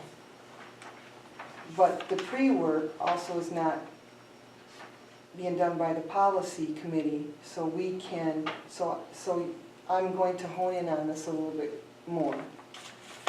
So, if we could do this separately, if Luke's gonna be the one that decides what we're doing and do it, then I think we can do this in chunks, like, for 3 months we're gonna do this, and for 3 months we're gonna do this, so there's time to examine this. And then if the policy committee also wants to work ahead on those, or get those clarified, so they come to the table after an examination by them, and then we trust their examination, that would be much better. But this is a waste of our time. Right now, this is really time consuming. We have to bring it twice, no matter what. I understand that. I personally have liked the way it's been working. We've been able to approve multiple policies at each board meeting. There are times that Luke and I have conferred, or that the policy committee has met in advance, but this seems to be working well. Luke going through, I mean, he's putting in the policy resource guide policies, the ones that are recommended by WASB. These are not controversial policies, they're helpful. And you have, I mean, and if you want more time, you can have more time, but I don't know about creating a whole other meetings to go through these. I'm not sure that I see the value in that, or that it would save time. I think it would take up more time. I think the important part for myself is any changes are highlighted, so we see the changes. But these aren't changes, these I know, are brand new. Of course, yeah. Yeah. Right. I mean, here's the thing, I mean, if there's a policy that you're not comfortable with and you want to discuss it more, we are going to have a policy committee meeting between now and the December meeting, and we can discuss any of these, the 200 ones that are on this. Your concern, Kelly, is the policy that Luke brought for review, first reading. Has not been gone over. I think and if we're going to have committees, then committees should meet once a month and discuss what they're doing. I mean, what's wrong with having a committee meet once a month? The policy committee has been meeting regularly. We don't meet once a month. I don't know, I'm not sure why we're ganging up on the policy committee. I think they're all committees, Lisa, all committees. All Not right. just ganging up on that. It's up to the chair of the committee to call when they want a committee meeting. Are you the chair of any committees, Kelly? Yeah. Have you called meetings? I mean, I've called some meetings when I think they're necessary. But if you're the chair of a committee and you think it's necessary, you should call a meeting. Okay, we'll continue like it is. I'll do extra work. So moving on to items for action. Items for action, it's past the 2-hour mark. Does anybody need a break? Just checking in before we go into a longer segment. Everyone's okay?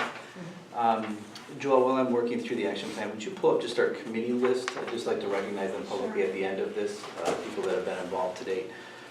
So we have been working with a diverse group of stakeholders. We have met on 2 different occasions with a strategic planning process that was facilitated by Mary Gavigan. She's a former superintendent who works with CISA 2, and she has really brought us into a place where we've been able to create 2 strategies, one around academics and innovation, and the other around community and engagement. And we'll share those 2 with you tonight as for the board for the first time. There are board members that served in this committee. Kelly, Andy, and Julie were the 3 members that served on the strategic planning committee, so they will also be able to try to backfill a little bit of the discussions and the process. So I won't spend too much time on the process other than I thought it was very efficient, and it allowed us to do a lot of work in a short amount of time with a diverse group of stakeholders all weighing in on the process. And students, teachers, community members, parents, non-parents, business partners, and board members, administrators were all part of that process, a very diverse group. So with that, we'll jump right in. I'll start with the academic achievement strand. And I'm just going to give kind of an hierarchy overall. Again, our mission statement, grounded by our history, is one of the oldest publicly supported schools. We're the heart of a small community that educates and inspires our students for a bright future in a big world. What this exercise was not was rewriting our vision, our mission, our core values and belief statements. Those maintain as they are. What the strategic planning committee did look at is the focus areas. There were 4 last year, or prior to this planning committee, and really started with a process to state that those were complete and needed to be taken off of our focus areas going forward, or there was still work to be done, or there's new focus areas that were involved. So that process led us into our first strategy, which was to take our academic strand or focus area and reshape it into academic innovation and independence is the title. Underneath there, you'll see that there's 5 larger buckets or areas. One is the first is the focus on professional development. Then there's a focus on multiple forms of literacy, a focus on learner engagement and inclusivity in the whole child, and a focus on technology integration. The final is a focus on challenging all students through high expectations. So those 5 focus areas under the first strategy of academic innovation and independence. My hope is that you've had an opportunity to review the bullet points, but I do want to just do a high walkthrough of each of those strands or areas so you have a little bit better understanding of each one of those focus areas. The first is really continue to transform teaching and learning into a learner-centered approach, which is really the work of our PLCs. So we didn't want to lose some of the energy that we've spent to date around the PLC process. The second bullet point, tightly aligning and designing curriculum and instruction for personalized learning, building lifelong learning skills. Personalized learning is something that really starts to meet students with where they are in their educational process and starts to break down traditional walls of time and space to deliver education. The third is striving to provide educational opportunities for educators with professional learning experiences that are personal and authentic to the work that they're doing. And the last is fostering a culture of collaborative leadership, in that activities don't need to be top-down and driven by administration only, that we can share those leadership responsibilities collaboratively. So let me pause there before we go into 4 other strategies or 4 other focus areas and another strategy. Is it helpful to go little by little, and is this an opportunity for maybe the strategic planning committee? I see John Murray was also serving on that, so thank you for being here, John. Mitch, Vicki, and Matt were there, as well as Joelle and I. So, there's multiple members here. Questions on that first area, things the board members that are in attendance would like to share additionally, and is this a good use of a way to go through this document?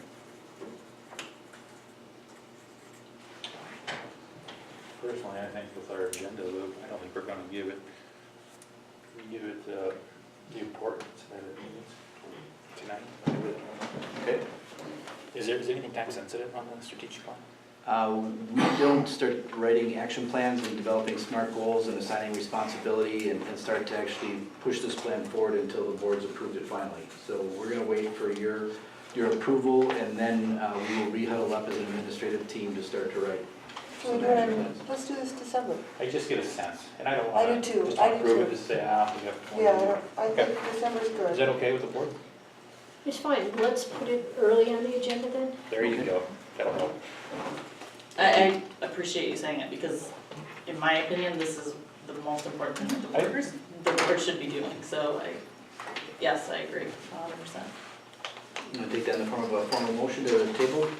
The table to December. Do we have a motion? Second. By Julie, by Jeff. All in favor, say aye. Aye. Opposed, motion carried, thank you. Budget update. The board asked at our last meeting, when we presented the budget, we did approve the budget, but part of that approval process was asking that the budget come back amended to reflect a closing of the $139,000 shortfall that was evident at that time. We did work together, Mitch and I collaboratively looking at the budget. Marcia Jelen was key in driving the solution that is before you tonight. If approved, this will present a balanced budget for the year 17-18, and it is before you. I'm going to start with the budget amendments. So Go ahead. back up. Yeah. Was John here specifically for the strategic plan? Could you explain to Mr. Wheeler Yes. what just happened there? On the strategic Yeah. plan, we're just going to table this to December. Move on, that's fine. All right, I just wanted to explain it to you, sure. All right, Yeah. that's fine, I understand. Thanks, John. I agree.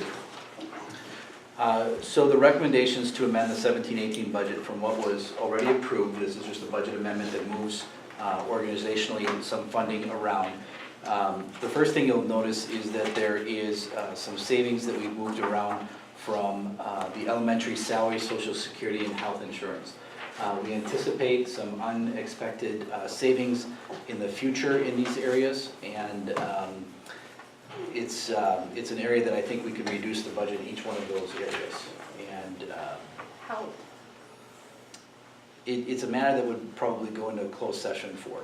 It's not something I can speak publicly to, but it would certainly we'd have to discuss individuals in order to look at that. And so that might be a potential place to talk about it, so.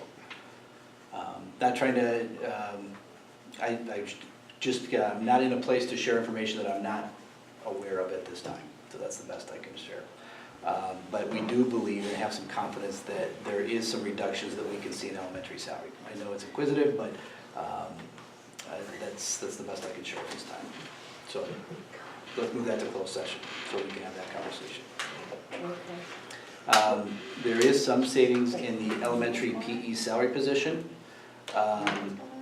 And in that case, we know that we've already realized those savings. We have a contract that has been reduced from our previous salary position to our new employee salary position, so that is a reduction that we know and can count on. Likewise, at the middle school, we have some opportunity that we believe we can reduce salaries, and again, I'll speak to that in closed session. The last area is pupil transportation. We've reduced the transportation budgets for our regular transportation, our extracurricular transportation, and in our district vehicle and the amount of gas that we use. This is a place where we're just going to simply have to tighten up the trips that we take, and the amount of dollars that we use on those trips, and try to make sure that we're being very fiscally responsible in those areas. So are you doing fewer trips, in other words? We're going to try to do fewer trips whenever possible. We're going to try not to impact field trips that are already pre-planned and part of the curriculum, but we believe that we can find some savings if we just make sure that we're not running an extra bus if we don't need to. The extracurricular, obviously went deep into the playoffs, that money, I mean, we're going to go to the playoffs regardless, but we're hoping for a potential savings in that area. With not running extra trips, if at all possible, trying to use local vehicles and transportation instead of buses, and we're squeezing a lemon here to get a few more drops out of everything that we have available to us. So to be clear, Luke, on your line items here, to move to closed session, elementary salary. And middle school salary. And middle school salary, okay. All right.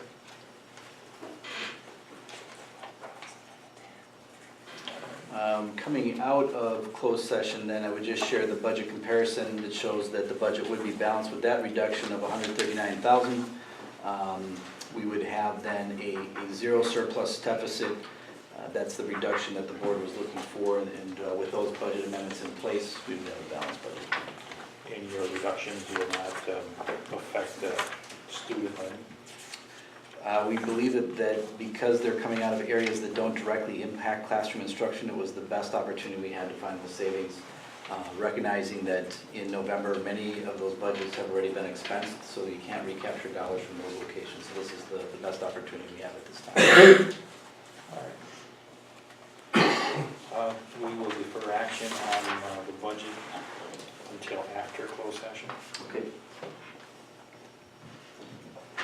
Elementary school space evaluation.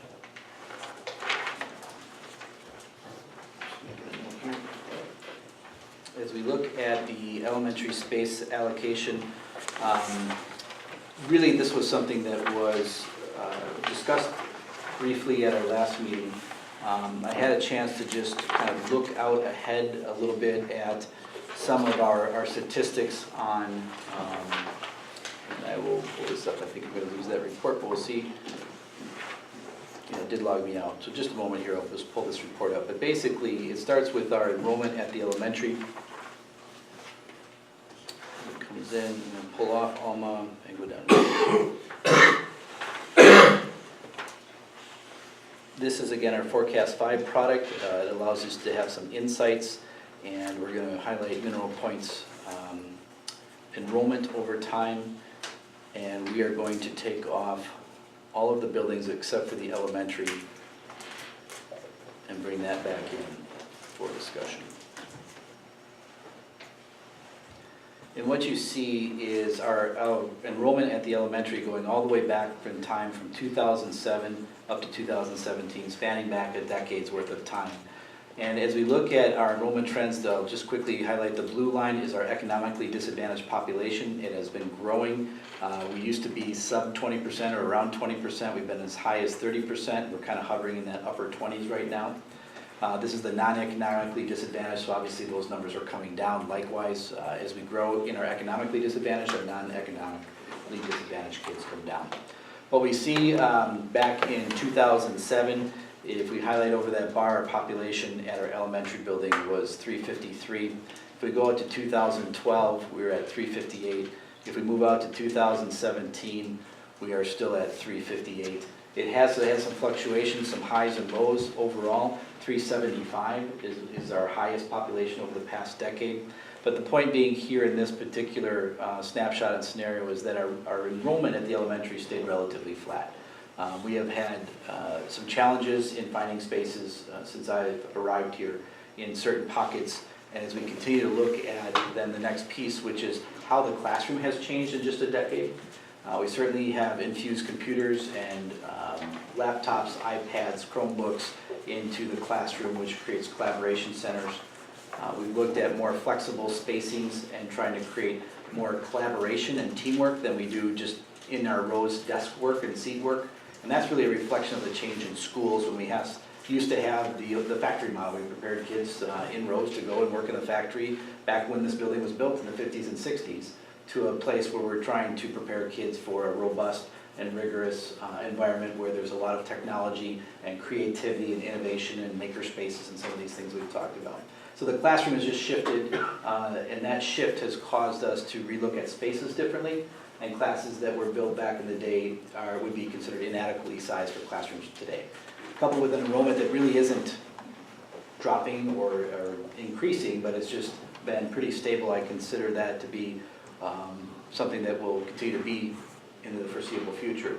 So I think what I'm looking for from the board, given this discussion and having the opportunity to see our spaces and how we use them in our community. For instance, the flu shot was just recently in our hallways because we didn't really have a space for kids to take those flu shots. It's not the most ideal environment, among other things. A short-term solution, what as a board would you like to see us do at the elementary over the next semester and or year and a half? And then thinking more strategically long-term, what is our solution long-term? If this 10 years is going to be our next 10 years, how are we going to address the spaces that are in our elementary? And what are we going to do differently to try to service a population that has changed better than what we currently are? Matt's here as a resource. He's in and out of the elementary building daily. He's living it. If you have some specific questions about spaces, I know some board members have taken tours in their time on the board and can speak to some of the things that they've seen. But I wanted to open it up for discussion to try to give me some guidance so that I can start to put my plans around some solutions for that space.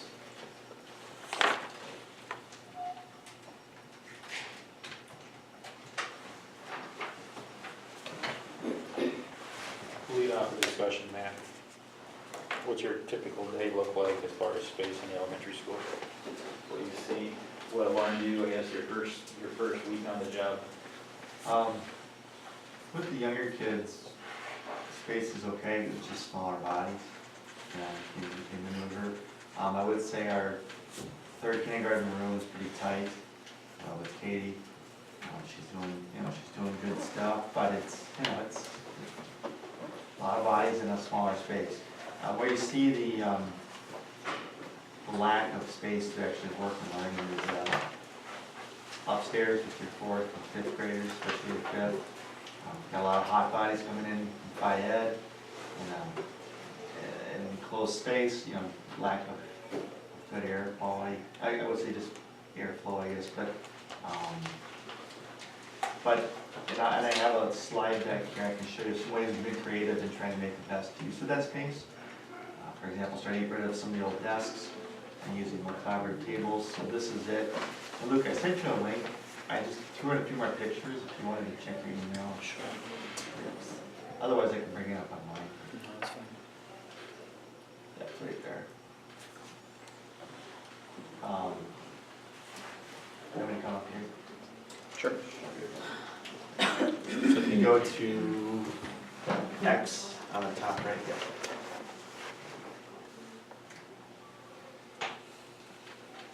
So here are just some things we've already started doing without really changing any kind of furniture. We're doing more combination classrooms, so co-teaching, for example. This is Mrs. Schmitz. She's got a few students in here who are have an IEP. She and Mrs. Grimm are teaching together, and so there's less pull-out happening. Kids are with their peers more often, and that's been one way we've thought differently about utilizing the spaces. So, Luke already pointed out we've had guest speakers and readers. Just using the classroom as a space to engage the community, not saying we have to have a multi-purpose room to necessarily host these kind of activities. And so we're trying to get that embedded into the curriculum on a weekly, daily basis. Oh, same picture, sorry. So, the combination classrooms too, I guess I put the wrong picture in, but so we have like 2 or 3 specialists in one classroom. So for example, we have Aaron Leonard and Danielle Swenson, math intervention and special ed teachers sharing the same room. Now the challenge there too is the other one you're asking, Larry, is some of our small group instruction types of experiences, there's not a private space for them to go.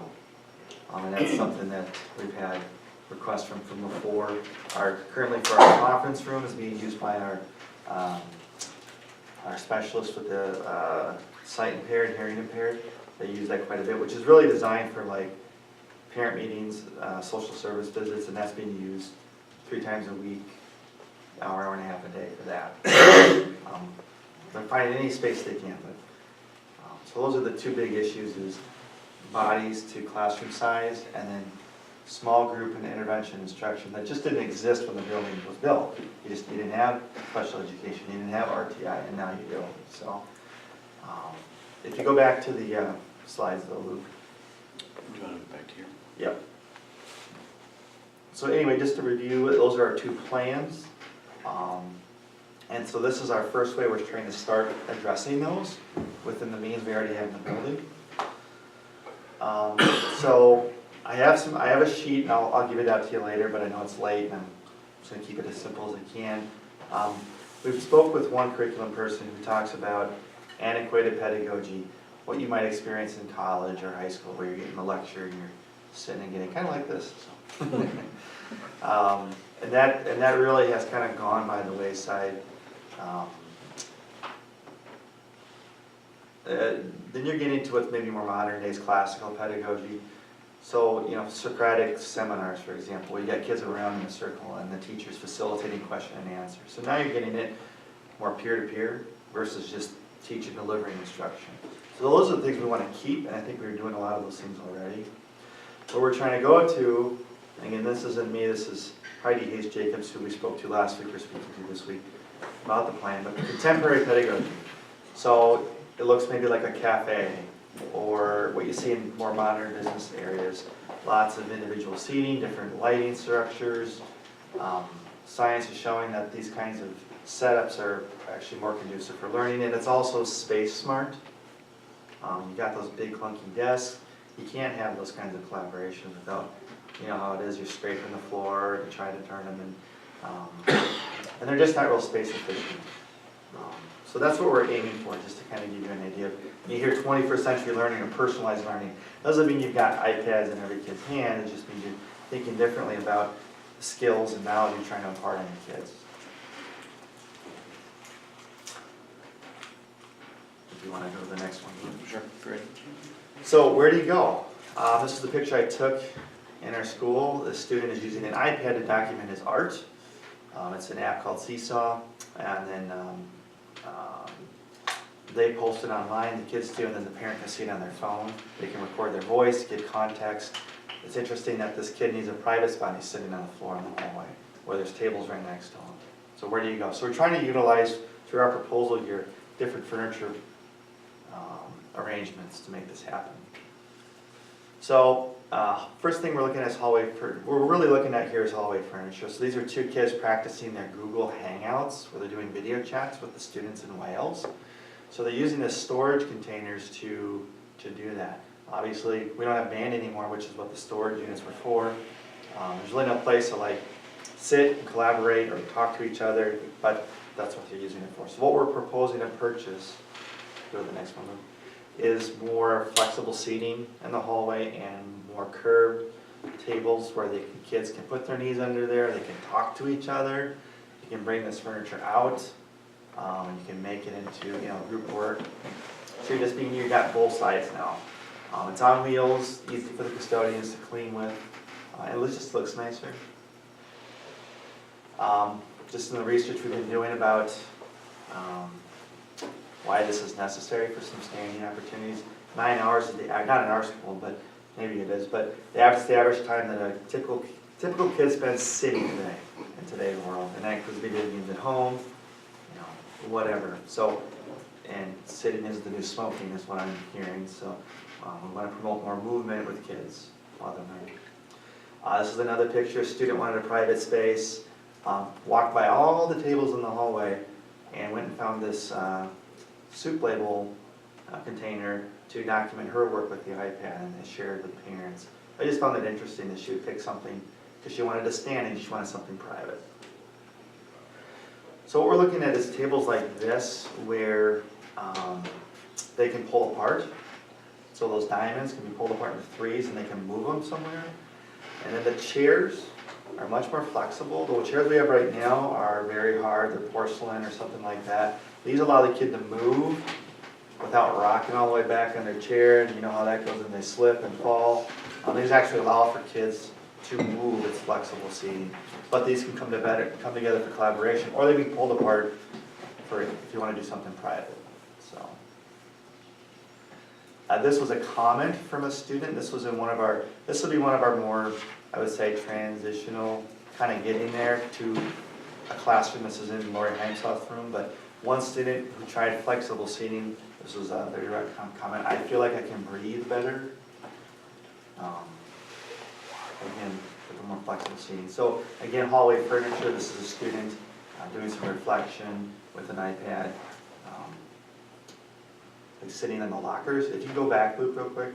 So if you look into the left, so she bypassed again those tables and those hard chairs to sit in the lockers to do that. So you can go forward, Luke. So we have these tables that they sell. This is out of a company out of Madison called the Modern House. So those will fit in those little alcoves. And if you have 2 of them together and you pull them out, and if you put them together, again, you can have collaboration. Put them back. That's one thing Christy's going to talk about is the tables we have in there stick too far out. There's too many of them. Whereas these are much more space efficient. We can put more of those flexible chairs there. So it promotes both individual work and collaboration. And one teacher just kind of commented on some of the work one parent said, this sounds like the Montessori school. And I said, well, yeah, to a sense, but Montessori is very much student-centered learning, and this was just a quote, watching a child makes it obvious that the development of his mind comes through his movements. And this is the kind of furniture we're trying to start to bring in very slowly. And I want to put in the hallway so that teachers can see it, and then they can try it out. And if they like it, then they can budget for it, versus mandating every teacher do it, and some teachers will use it well and some teachers won't. Well, then you kind of wasted resources there. They're not being used properly. So the last slide is just, we built in $15,000 for furniture in my building budget. I moved some other monies around. Just with balancing the budget, I reduced it to 10. So it's already budgeted. We're just looking to make a $10,000 purchase of the Modern House. I tried another vendor. Century House, is that what you mean? Yeah, Century House, I'm sorry, yes. Thank you. They've been great to work with. The other company I looked at was not real responsive, wasn't really giving us a lot of advice. Century House, let me come up to their showroom, actually look at how they do it. Very expert down to what color schemes you want, which I didn't really have a lot of knowledge about, but they're like, no, you want this and this. So they're a company I like to continue to work with. You know, Larry said last year, let's start small. It's like looking at a classroom or a space and let's try it out. And that's what we're doing. So I'm taking, I guess, your advice, and we're just looking for approval to spend $10,000 of already budgeted money with the space we're allotted. We're not trying to tear down walls. We're just trying to make the best use of the space we have now. And this will be something I'm going to budget for hopefully year after year after year. I think that kind of ties back into that short-term, long-term strategy where we're trying to be creative with the spaces we have and get through the short term. I'm not familiar with a lot of, I mean, if you walk down our hallways, we have kids almost every hour of the day being serviced in hallways, small group work, people working with reading spaces, helping them work on their phonics or their comprehension. Speech and language does have some rooms where they can pull out, but there are other services that are being delivered in hallways, and that's not typical in elementary buildings. So we're trying to make the best of those spaces that we have by making the furniture a little bit more adaptable and usable, but that's that short-term win. Do we want to continue to deliver instruction in hallways long-term? And I think that's part of that strategic plan that I'm looking for the board for some guidance on. What are we going to do to solve capacity short-term and again long-term? Well, I mean, it concerns me a little if we are providing instruction in hallways and yet we're spending money from a safety perspective to make sure that students are safe, because we cannot ensure safety in hallways. Even if we get a entrance that's more secure, if someone gets into the building and we have kids in hallways who are doing their work in hallways, I feel like if we're spending money on safety precautions and saving money by putting kids in hallways, I'm not sure that that's the maybe way to reconcile that. This is the type of stuff that will carry over to any kind of setup. So as we think through the longer term So fix. let's say add on or rethink classrooms. This is furniture that's gonna last a long time and we can reuse it anywhere. And that's my hope is teachers will see it and say, oh, I want to get rid of these box desks and put in more these types of tables that can go in and out to promote reflective work and group work. So part of what might be prudent at this time is just to act on the approval of the expenditure, because that is in excess of $5,000, and Matt's done a nice job of, I think, framing that matter for the board, and we can ask and answer questions. That's an action item in itself because it does require board approval to move forward with that, but also then in conjunction with that, that's part of our short-term planning. Then let's go back to talk a little bit about what is some of our intermediate and long-term planning. The quote is you have to subtract about 2,000 from that quote, because I did take one piece out. When I walked with Christy, she said that table area on the upper second floor by the pre-K room actually cannot be used for seating, so we've lost another space for small group instruction. So Is there any reason why we should wait for Christie's report for approving no, this? no, not at all.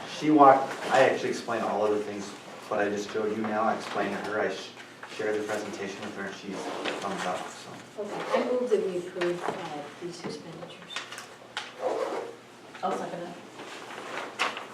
So we got a motion by Lisa and a second by Julie. Now, what is the overall total, Matt? Overall total is going to be, on the last page, it's going to be $10,000, around $10,300. I'd have to look at the exact amounts, around there. So I'm going to take 10 out of the furniture budget, and I'll take 300 out of my principal's office budget that I would use for a variety of things. So the total from that budget is 10,000. And the 10 you budgeted with this in mind. I budgeted 15 in light of, and I scaled it back to 10 in light of the budget concerns, so just to try to help out.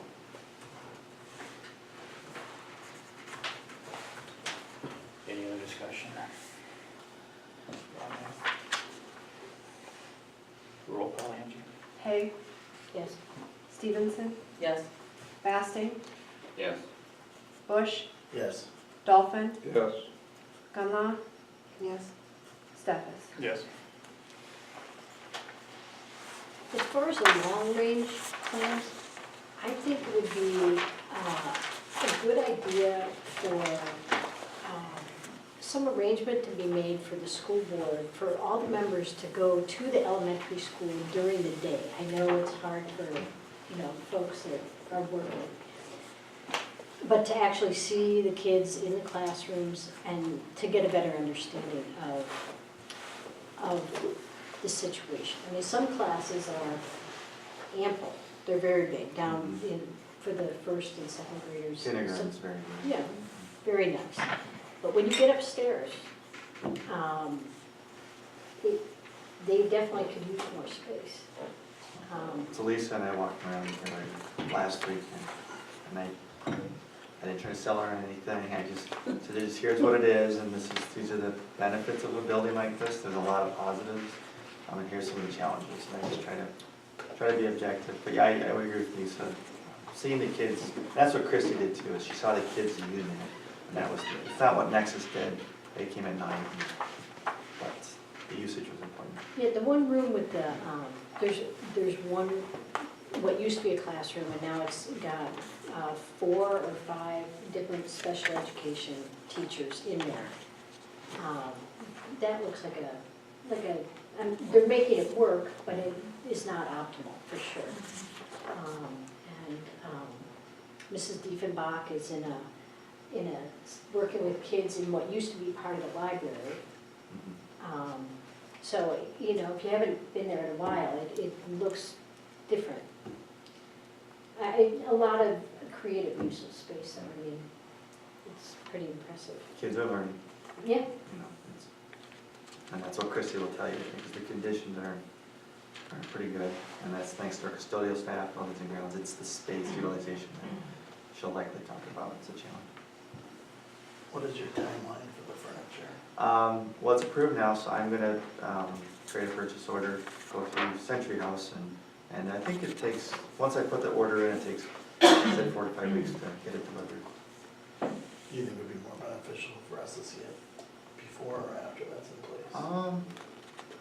We're not replacing all the furniture, so I think after is fine, because you'll see both what we've improved upon and then what's remaining. I think it actually might be better because you'll see a kind of a true comparison. But like I said, I want to do this kind of every year, allocate a certain amount, continue to replace the older furniture. I mean, I don't think that all of the space issues can be solved with just switching out furniture. No, so I don't think it matters. No, but I like giving school tours, and very proud of it.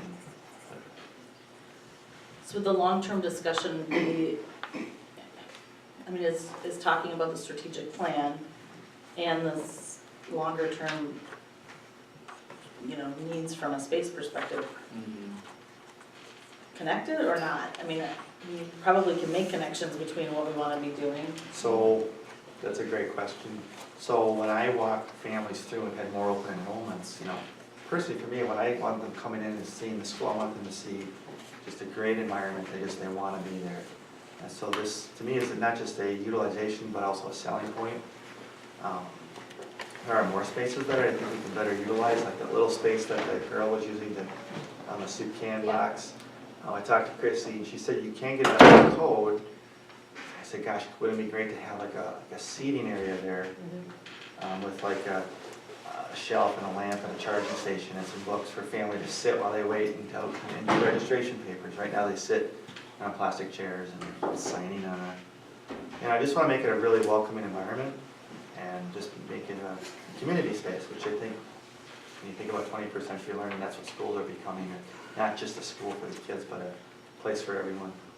And when you look at research on what it will actually prevent school shootings, it's a place that people feel like they belong in their community. It's not secure entrances or anything. What you're asking, Julie, is how we can tie that space into this, because this is still an open discussion. I don't know that we, yes, right? So I think that, I don't know that we want to try and undo the stuff that we did with the strategic plan, but there's probably information that will come with us taking a deeper look at the strategic plan to help us build a bit more of a short-term and long-term strategy, rather than just right now it's sort of open-ended. It seems kind of big and cumbersome, but if we know based on where they wanna go from a community engagement and academic innovation, we can maybe say, okay, that means we've gotta start thinking about adding on or building a new school or none of that, and whatever that may be. And does that come at your level, at the next? I wanna know when that dialogue comes in, if it can be included in this, or if it's broken down when you do the next step on this. Yeah, and I'm really looking to the board to help me determine what some next steps are in this. I think it will come back to the strategic plan, because we're trying to use our schools more as a community hub to service, much like the food clinic. And what other things can we do to bring the community into our spaces? But when we're also offering it as a gym space or a lunchroom space, we can also offer it as a food clinic. So, what are we gonna do to try to create community spaces inside of a facility that's tight? And to that point, there's really two things you can do. You can increase space or you can decrease bodies to create better capacity.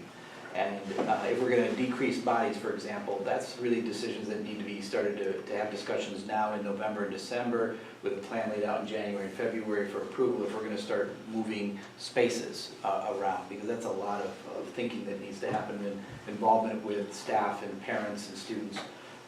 If we're thinking about adding spaces, that's also an equally challenging task, I'm talking about language, can space be included in this? Not at this point. I wonder, can we just, when we're talking, sorry to interrupt you. Go ahead. When we're talking about this, I mean, Yes. is there a way that next month or before next month, we all, now have had another month to sort of look at this and drill down on it, be thinking through, one, hopefully we have gone through the tours and seen the elementary school, and be looking at the strategic plans, focus areas, with that lens of, okay, so based on what I'm seeing, how are we going to accommodate, whether it's moving kids or adding space, I mean, whatever that is. And then during that conversation next week or next month, we are saying, so how are we, envisioning this happening and just having more dialogue around it? So I would say the second bullet and the third focus, this is what I'm addressing to that. But I think I agree, just kind of making a clear connection between what this is. Well, and just for example, it said we will change the instructional time. Well, can we examine and change it? I mean, can word choices be changed at this point? I don't think on that. I don't think so either. So did we miss a component here? Did we have all this? No, I don't think so either. The strategic plan that's before the board, I think was well vetted. We went through it as a planning team to look at any revisions or changes. Those were included and suggested. I think at this point, it's really up to the board to adopt or not. And I believe, correct me if I'm wrong, for the people that read that strategic plan, I mean, part of the reason we said we weren't discussing facilities is because we were in the process of a facilities plan, am I right? Which is nodding, that we were already in the process of planning a facilities plan, so to talk about that would have been. I just don't want this to not include that.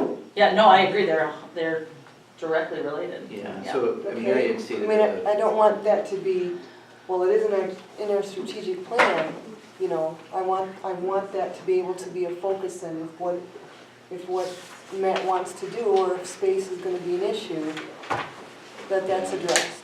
Mary had talked about when we were doing an onboarding discussion, that understanding the facilities was a challenge for us, specifically at the elementary. And she specifically said that is a committee that does a study outside of the strategic plan and should then, in some way, like you're saying, bolster the strategic plan or be tied to the strategic plan. If it's not feeding into some of the things that we strategically are looking to do in our building, then that's problematic. But the actual, what are we going to do with our facilities and how to plan that is a committee that's run outside of the strategic plan itself. I just don't want them to go like this. No, for a lot of these things to happen, you need to look at space utilization. Getting back to the space issue, Matt, at hand, if we were to relocate the fifth grade to a different site, certainly that would free up space and we set you up, I would say, for the next 10 years at the elementary school. Yeah.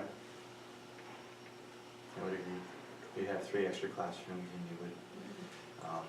you wouldn't have 3 bodies in one classroom, for example, provide the services, again, that this building is not built to provide in the 1950s and 60s, so. Correct. I think there's another strategy that I just want to make sure I wouldn't go right to picking a certain grade level, because it could be just as easily the pre-K comes out and relocates to another facility.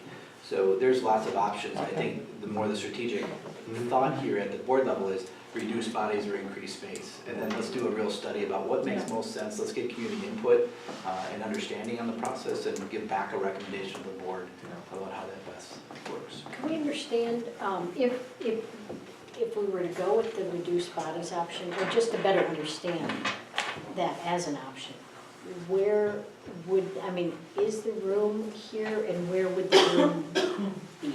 Yeah, that would be the study. That would be the work that we would need to do. We haven't really done an extensive study of that. We've talked in, I think, high-level terms about, is there the amount of space or classrooms? It would be challenging to relocate our middle school teams to include a 5th grade wing. The question is, can it be done, and can it be done seamlessly so that we minimize the transitions between upstairs and downstairs for 5th and 6th and 7th and 8th? We would have to really spend some time looking at that, but if the board is thinking add space and not reduce bodies, that's work that we don't want to necessarily go down that road unless that's kind of the direction we're thinking. So that was kind of the gist of the discussion. Where do we see ourselves in 2 or 3 years? What way are we leaning so that we start to put our energies and efforts into at least bringing back some proposals for us to react to? I would find it hard to make a decision one way or the other, if it's add space or reduce bodies, without knowing what it would entail to move the 5th grade or the pre-K up here and where they would go. Well, that would be part of the study, wouldn't it? Well, and that's part of, what's the comfort level with the board, and or we haven't even surveyed the community about moving pre-K Right. or 5th grade. And if that's a non-negotiable deal breaker, then let's not, kick that beehive. We've talked about it about 3 years or 4 years ago about the 5th grade, and we decided to shut that down. Did not take it seriously. So that's really where the board needs to start to give us some strategic thinking about. We understand there's a capacity issue, and furniture is going to help in the short term, but it's not going to take and make new spaces or reduce the number of kids that we project to have in that building. So what is some of our long-term planning on that? Well, I'm sorry. first of all, it'd be nice to know square footage of both buildings. And that's something I might know that here tonight, I don't know. And if all the space in this building, because I think we can all agree Matt's building is full. I certainly think it is. And I haven't walked through the building in the last 2 weeks on a tour, but been in it enough since you've been there, Matt, to know that we're utilizing a locker room. We're over capacity in a locker room in our building. It's this building up here, both the upstairs and the downstairs, that I'm not 100% sure where we stand on students per square foot in this building. Square foot per students. Perfect example, this room right here. Is this room being utilized during the day? Yeah. I'm curious about the history. The 5th grade moved to elementary in 91, 92. Before that, where was the 5th grade? It was at the old middle school. It was a 5-8. Yep. So 5 can be included in middle school philosophy and thinking? Yeah. That's Platteville, is that, that's You would be creating, if you have your 3 sections of 5th grade, you would be creating more middle school students up with the high school students, using classrooms up with the high school students. And we have a locker situation right now where I don't know if you got the 5th grade up, where you would put lockers. For the students. Of course, through a study, Yeah. we could identify them.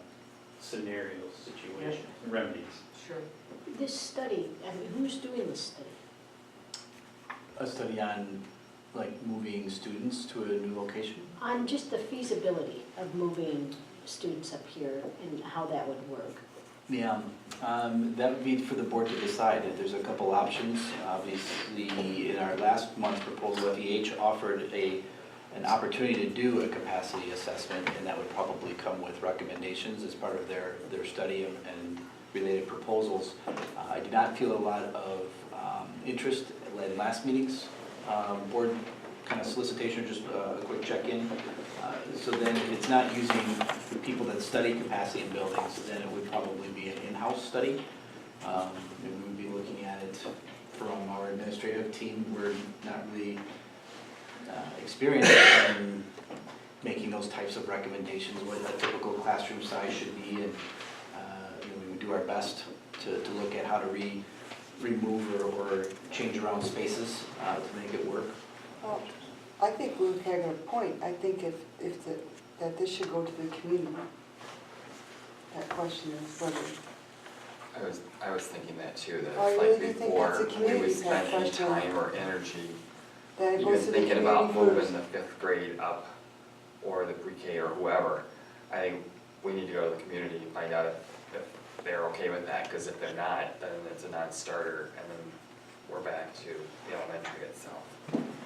And I support that, Jeff, but it's at the expense of our kids in elementary school. And if we get 10 community parents that jump up and down saying they don't want the 5th grade to move up or the pre-K to move elsewhere, is that a true reflection of community? We're right back to that same. And I think we have to remember that, I mean, the community elected us to hear what is happening in our schools and make recommendations to how we're gonna remedy them. So I think what we're saying is, we're not saying move 5th grade up. What Luke is saying is, we have an issue, we've heard this issue over and over. What are we going to do so we can present something to the community that says, to alleviate this issue, we've done our due diligence and we believe this is the best way to do it. We need to have a referendum and build a new school. We need to, remove some kids from the elementary school and move them somewhere. I don't think us going to say, do you want us to move the kids to the 5th grade?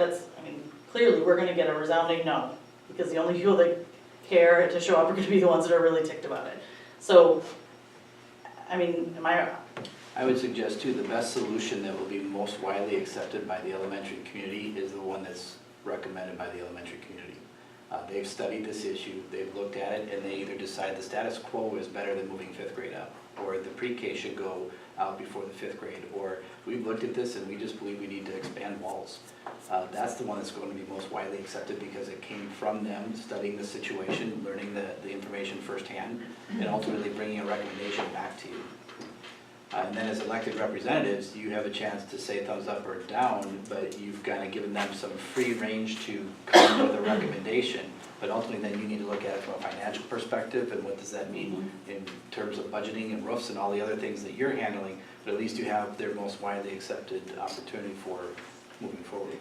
It'd be interesting to know though, if you could move students up here without tearing down walls. It might be that somebody studies it and says, you know what, you don't have the space up here to move the students. And if you did, you'd have to make an addition up here. And if that's the case, then it makes the decision to make an addition at the elementary school that much easier. In my last district, they talked a long time about moving 9th grade into high school. They realized they had to put in another science lab because they just didn't have enough space for all the sections they now needed. So it may not be even another room, it might be the equipment needed to outfit that room. And I wasn't saying just go to the public and say, is this what you want? It would be us informing the public why we think this is needed. Yeah. That was different than what I heard about, like, going just specifically about asking if 5th grade should move, so. I would expect that there's a group of parents that would be interested in serving in that capacity, that would like to study this. And I would again recommend not putting the administrative team in the position to make recommendations. I would suggest that we revisit the FEH study that brings that information to the committee. Let them review it, ask their questions, get clarification. and use that to drive decisions and/or recommendations. And the board would have the ability to approve that committee and say it's diverse and it's a cross-representation of what you're looking for, but. FEH committee, the FEH study what, this building? The elementary building The elementary. capacity, but in conjunction with the middle school, We'd high have to do school, some on sort of- how, if we moved, part of what we'd ask for their scope is if kids moved up, how would They'd that have to do look some as part of that study? assessment. That sounds good. All right. If we keep piecemealing this FEH stuff together, are we gonna be already at like when they had originally talked to us about an overall assessment of where we were at from a facility standpoint? Okay. I'm feeling board support for, if you charge a committee, then that is a public meeting. It's something that we post, so I just wanna check in with the board to ask if you're asking a committee to study the capacity issue at the elementary and allowing us to go forward with gathering information that would be helpful for that group to make a recommendation back to the board. I'm in favor of that. Do you want a motion? I think that would be, especially if we're approving a committee, that way we know we're posting the meetings, they're public, they'll be recorded, people can see them, fully transparent process. Does that include FEH in this? It would include FEH if the committee felt that was information that would be helpful for them. I would have them come in and say, this is what the study would include, this is what it's not going to include. So right now, we just got a condition assessment. We did not do a space needs. Correct. It was more of an ADA compliance facility assessment on how the space would be used, but not a capacity. I don't know about the rest of you guys, but I do have some comfort level with Kevin and that company. But I feel good about it so far. Yeah, I walked with Christy the other day and she just very interested and was just saying things that I didn't see. And but I appreciated again that she came when the kids were there and she felt like she couldn't assess it properly without that. So And maybe explaining what their space study is, because when I read it initially, it looked like we were gonna pay them to tell us that we didn't have enough space. And it didn't really, it didn't say what our solutions were. And I wasn't in favor of saying, Or how to oh, reutilize you're it. gonna tell us that Right, our square right. footage is this and it Exactly. should be Because this. everybody said the same thing about So- square footage. Yeah. Yeah. With a So direction. I think direction of solutions if we're going to pay So that for committee it. outlined The that, space here's scope. what we need to understand, Yeah. not just like. How we could, if we can't get any more space, how we can reutilize it or There you something. go. Okay. I mean, it should be more specific here. Yeah, we don't need to pay them to tell us we don't have enough space. Well, and I think the good news is, based on, like Larry just mentioned, the comfort level with Kevin, I think he would also tell us, I don't know that we're your people to provide that. That might be a company that is more suited to, whether it's Century House or somewhere that is working in, like how to maneuver. I mean, they can do the building part of it, but like how to make the most use of space depending on grade levels or things like that. I don't know. So it sounds like we want to alter what we asked them to do. Christy's an architect, I mean, that's her trade, so I mean, I felt like she really understood, Yeah. that. I think she would do a good job in telling us what we need, possibilities. And through this process, then, Matt, not only the classrooms and the space inside, but parking, bus drop-off. Yes. Yeah, all that has to be We considered. talked about that quite a bit, so she'll have some information on that too. You don't have to be an expert in traffic control to know that you got a situation. When we looked at the playground, she was like, oh, you need this, and she was already making suggestions. That traffic study, civil engineering needs to come on board. The site capacity and the capacity proposal was $69.95 for that study to complement the work that was done around the accessibility issues. So that would be the number not to exceed. And so there'd be two motions that potentially the board can make. One is to task a committee to study it, and the second is a not to exceed. It is in excess of 5,000. But that may be a number that the committee is going to need some information about. If you want to limit it and not include a traffic study and just look at the capacity issue related recommendations, again, that would be all in that, but you can kind of parse that down. We could get separate proposals for that. Ready to plan on having community people also on this committee? Yes, there would be committee, board, teachers, parents. Similar to maybe the safety committee we had Yeah. last year. Yeah. New people, What's that? new people. Yeah, I'd like to. So motion to task the committee? Is there a motion to convene a committee? Lisa already made that motion. Was it seconded? No, I'll second it. you didn't know how to word it. I You didn't, said I you didn't would really make the say motion. words. I said I would be in favor of a motion. I think it would be to task the committee to study and make recommendations for elementary capacity. And solutions? Solutions. related to making that capacity more feasible. I don't know if that's not the words, but, because that's gonna require coming up here and understanding what we could do possibly if the middle school is. So what other word did I use besides solution? Well, I think you want, we can name the solutions, and that's not, I think the question is what are their recommendations as a group of parent stakeholders that are vested in the outcome of this? You know, they prefer moving kids, or they prefer leaving it the status quo, we don't want to bust up our pre-K 5, you know, that would be interesting to know. So I think you're looking for a recommendation rather than a solution. I think everyone is going to propose solutions. I think they're going to have to sift through those to make a recommendation. Okay. So it's solutions and following recommendations or follow-up recommendations. Will this come ahead of our roof repair then? That's for the board to decide on how that all prioritizes. You mean from a financial perspective, or Right. just? Are we gonna limit this committee? We have 150 people, parents say they wanna be on it. Yes. I trust these guys, I mean, It'd be similar come up size to with the a last one. test. You won't. And I think it'd be fair to say too, it certainly would be helpful if we had solutions or recommendations that were possible. The strategic plan was 21, 19, I have to count. roughly. That was about the capacity of any committee. I think for those around the committee, that's a pretty good sized group and it was very diverse. So I wouldn't suggest more than 20. I would limit that number. There are others that we could include in communications and. But how are you gonna decide who's on the committee if you do get 100 people that wanna be on? Yeah. Are you would gonna do start just a by- lottery and pull their names out, or are you gonna pick and choose? I think we would have to pick and choose so we get a diverse group. So we want people from different backgrounds and different trades. We wouldn't want a group of 'Cause I all. think we need parents that don't just have kids in the elementary, but they have kids within the whole district. I agree. And that's again, if we just did lottery, we got all parents at the elementary, that would not be helpful for us. So I think we almost have to be deliberate. And then those pieces, you know, if we, as an administrative team, we predefine the demographics we're looking for to get a cross-representation, and then the rest could be lottery as well. When do your next kids come in pre-K studies we're getting into next year? We will not really know our pre-K number until they arrive at our doorstep. When is that though? Typically, 1st of September. I mean, we always have a preliminary idea of how many kids we'll have, but until they walk through the door, we just. Had it for next year already? Yeah, that's Oh, screening yeah, has there's to the be- screening came. So there's an estimate. Yeah, there's How many were there? For next year's pre-K? Yeah, Based on- pre-screen, based on pre-screen. I couldn't answer that. Do you? I have no idea. I'm not sure that number is something I You? remember. I don't know. If that's down 30 to 10 kids. Yeah.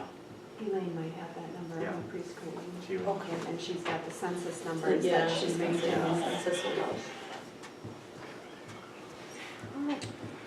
That are always subject to change. Be very intentional about multiple ways we let people know this committee exists and they have an opportunity to be on it. Absolutely. Yeah. Do you need to vote on that? Jeff, if there's 100 that want to be on it, I think an invite to give them a tour, the 100. Well, I'm thinking, when Kevin was here, at one time he said something about 100, 150 or something. If there was that many interested, he'd put them on. Yeah. I think that'd be nuts, but. on that one. All right, there's a motion and a second on the table. Any other discussion on that? On the committee? And the motion is to task the committee to study and recommend proposals for space concerns at elementary. Is there a three in that not to exceed? That is just the motion to do the committee, so we can come back to the second motion. Recommendation, did you say proposals? To recommend. Study and recommend proposals for space concerns at elementary. The proposals are a little Do it. much, but anyhow, all in favor say aye. Aye. Anybody opposed? Okay, motion carried. And then I think to Laddie's second question is, if the committee were to determine that they want an assessment done by FEH, would that be something the board would support? Do you use to come back for that study? Would you pre-approve that study if needed, to allow us to continue to do the work? We've probably got time for that, haven't we? Time We in got time to committee. decide that, don't we? Well, you could, What? should we put a hold on the study that she's doing already? I mean, she sort of started a study, the study that's gonna tell us if it's too crowded. Definitely know that. I don't She's think- doing a condition assessment right now. They're Right. not gonna do Yeah. a space. So we They're should not just, space, we should go she's- forward with it. Yeah. I mean, that's, Yeah. She might talk about it, but I don't think she. Yeah, I would say before we're not willing to spend any, like real budget money on this, we're gonna need to hear the report from this committee about what the consensus or what the sort of direction is, and then we can say, right, I don't know. I just can't Well, see then we tasking prioritize. I just can't see tasking a committee to do this work without getting some type of a capacity study to guide their, I mean, they're gonna need to become students of our capacity. They're gonna have to get into the buildings, see the spaces, see what the recommendation, the solutions are, based on those capacities and what's available here. The EMC assessment last year really informed our final recommendation. For the safety and And it security. really kind of directed our, So since FEH has already got their foot in the door, again, if we come in under 5,000, you don't need board approval for that assessment. And the proposal was $69.95. I found in the history there's not an issue, it's just their design fee. Unless we're to take part of that proposal out and we're not gonna do the traffic study, we're just gonna do the capacity study. Then maybe there's opportunities, but I think that is their design for a price, so. Is there, Can we wait on the traffic study? we can, Yeah, that's. is there any support to hire FEH to do a space assessment? I'd like to know for sure what they're doing. I agree, so I don't think you're gonna get support tonight. It's still, Yeah, their come back initial and- one read to me like they're gonna bring in lasers, measure the rooms, tell us the rooms are supposed to be 900 feet. Yeah, we know that. So I would like more of a Mhm. engineer architecture solution type report. Why don't I have These are Kevin your come back and, options. or Christie and speak to it directly with Yeah, the board? other than just approving what they wrote for the proposal last time, because I think that was more of a measure and inform. And we've been informed on that already, so we know. Good. All right. Safety committee report? I have this back before the board. Member Gunlock also wanted to take some time to discuss it further. You're still in a role agenda. Thank you very much. I was wondering why things didn't look right. and because he said, let's take a minute. Okay. So the safety committee report, this is the EMC original report based off of some of their work. The safety security committee picked some of those as more of a high priority area, and it was proposed to the board, the study was given, and no real recommendations came out of that. Sure. Which one would you like? This is the actual report from EMC. I just want to know the order of importance. Yeah, the board never prioritized it. Well, I think we kind of talked to that, and didn't the committee kind of prioritize it? They did, but a lot of these had funding issues attached to them, Okay. and so nothing really moved forward. The board didn't give us any concrete, right now we have, part of what that came out of that was, the priority was the door. Yep. And we have a request for proposal out there. We don't know what it costs yet, because we don't have bids. The next part is the funding source for that. I think the priority after the walk-off of the two kids would be cameras. And I think that's a priority, the cameras.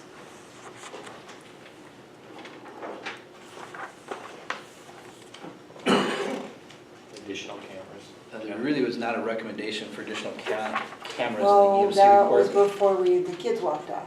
Sure. And I've heard from parents that, why didn't they have cameras? and that may have helped, but if we want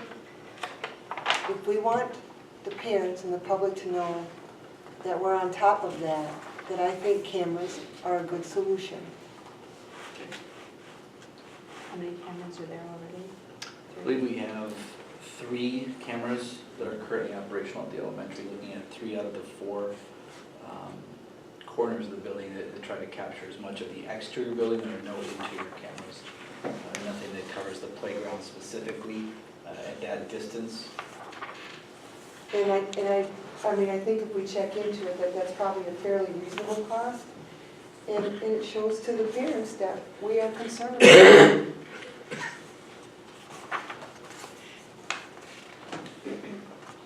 Bigger picture-wise, I mean, this was on the agenda, so I reviewed the attachment. I mean, it seemed like a lot of the things were recommended in April could be easily achieved at zero cost.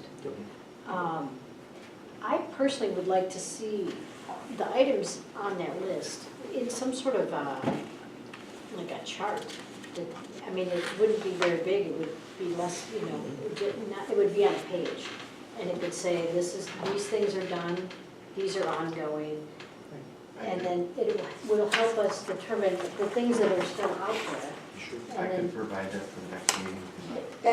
And that's, thank you, Lisa, because I think we missed that component when there's a committee like that. And I'm sorry, I wasn't aware that operations could, you know, get in on that, because there's been things done around me that I wasn't aware that I could even do that. So I wasn't schooled on any of that. I've been excluded on a lot of the operations. So I did ask for this, and it was to make a list, because we've asked about, are the numbers done on the doors?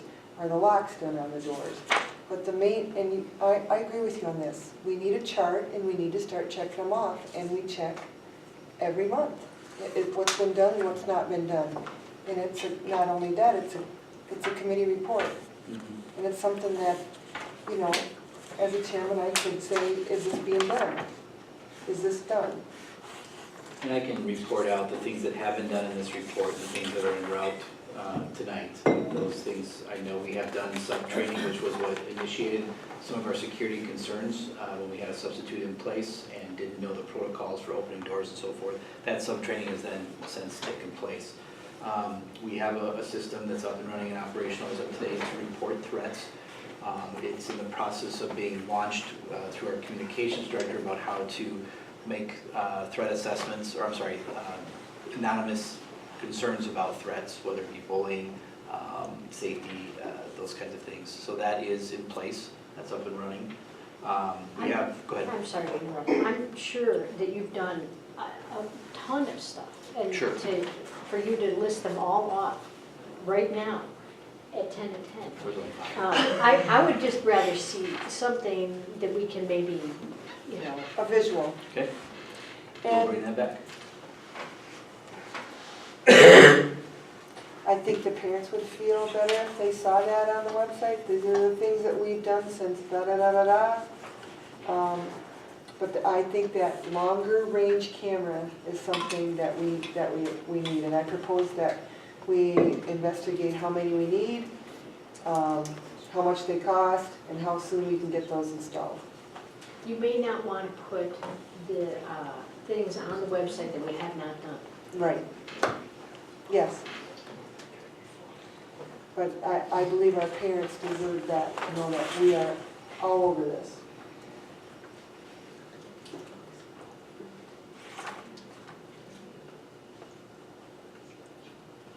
Did we act on the safety report the last time it was on the agenda? I don't think we did. Not formally, no. I think we would act on it. Underneath every one of these observations, they have possible solutions. So there is, it's not like, it's not locking us into a $500,000 expenditure that we cannot afford. Cameras won't cost that. But I understand. So what do you want to approve it? I think we need to do something that we've looked at it and we endorse the the report of the store. Do you wanna go through that with me? Absolutely, happy to, we're gonna bring back the chart. Yeah. We can get quotes for longer range cameras. Some of these items have budgetary issues Right, attached to them that make it problematic for us to implement. So Larry, do you want this more condensed? Is that what you're saying? Well, Or prioritized, or how do you want, From- how would you like that done? from a community standpoint, we've had this report since April, I believe, and Yeah. we kicked it down the road once already, and just to advise Lou to make a spreadsheet, which is very important, I think it's a great idea. And then, when are we going to officially support The changes in the that? changes, right? Yes. Well, don't you think the spreadsheet would sort of lead you to that? Yeah. I mean, one of the things in there is, isn't it an entrance here at the high school? Mhm. That's a big ticket item. Something All worth right, discussing. I understand. Well, and it already, I mean, it talks about that we wouldn't, any of this would be in the next budget cycle anyway. I mean, we would be Subject talking to- about it in subject the to short term financing. either way. Yeah. Implementation. But we should be informed and kinda on that, because I think February or March is when we should get that in the budget, is that correct? We would start the budget development process in January for next year. Right. For instance, we looked into signage, and we were finding that it's $100 per door for these play cards. There's 15 doors, we're not paying $1,500 for numbers in the door. We're gonna find a different solution for that.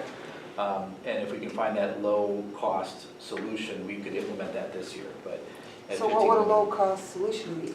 Just larger red laminated stickers that are reflective in nature, that aren't actual plastic play cards that would go above the Right. door. They actually suggest doing signage above the door on the exterior rather than a sticker, but just simple, much like the signage you would see out in our foyer entryway, very expensive for a sign to be made up with a number on it. Right. So, those kinds of things we definitely want to budget for. If we're going to do $1,500 worth of numbers in a building, I don't suggest we do that, but when we start to investigate costs, they become prohibitive to just quickly implement. And, But a part of your crisis solution needs numbers on the door. I mean, part of your crisis action plan, you need numbers on the door. So we need to figure out how to get the numbers on the door.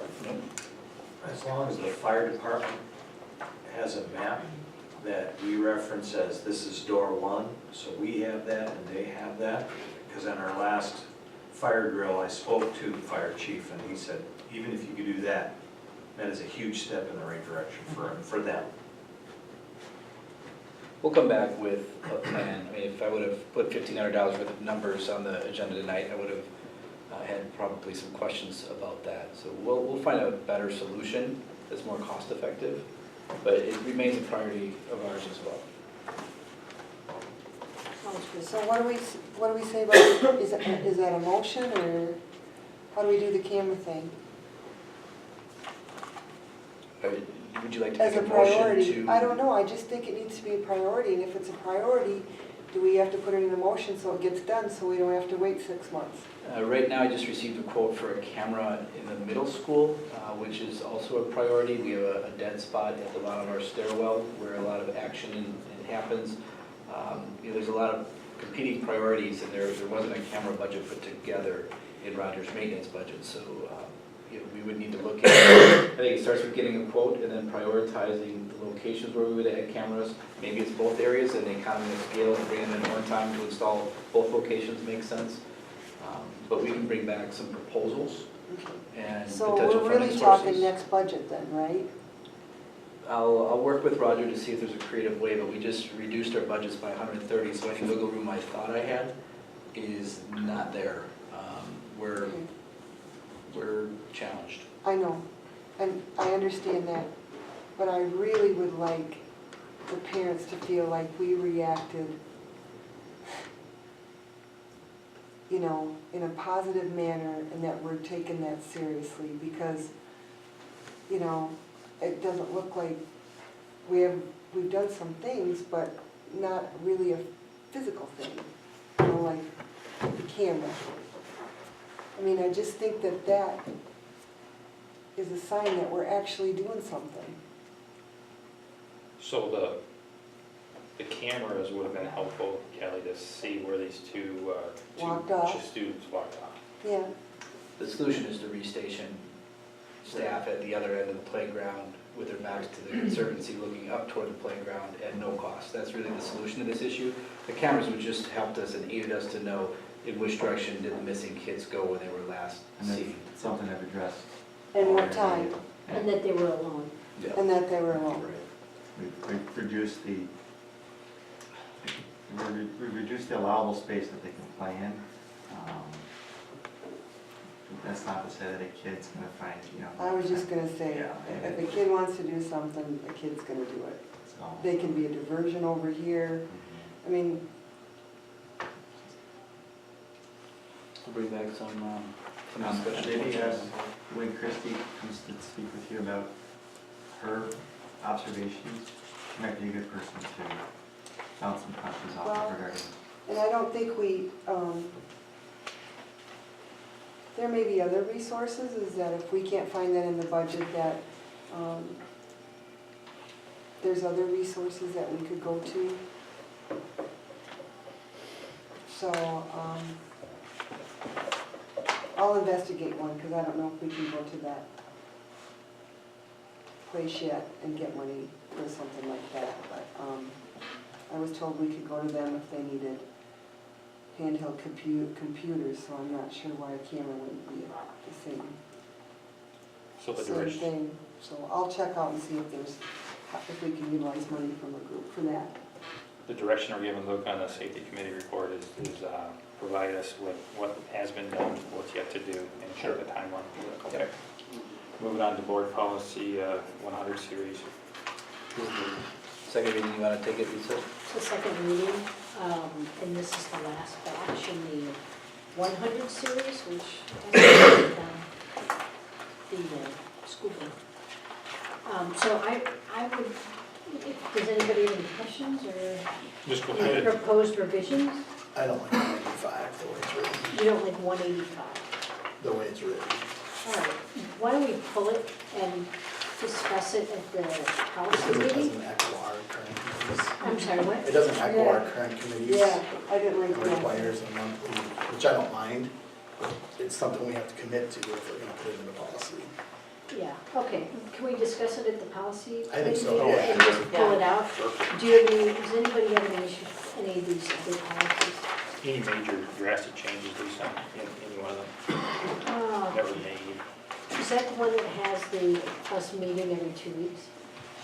Well, once a month. Yeah, no, there was another one that Yeah. had, Yeah, that was,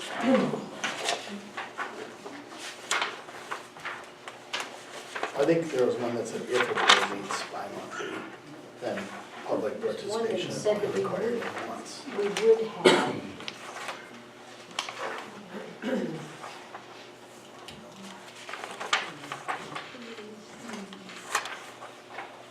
Maybe it's in the new policies, maybe, no?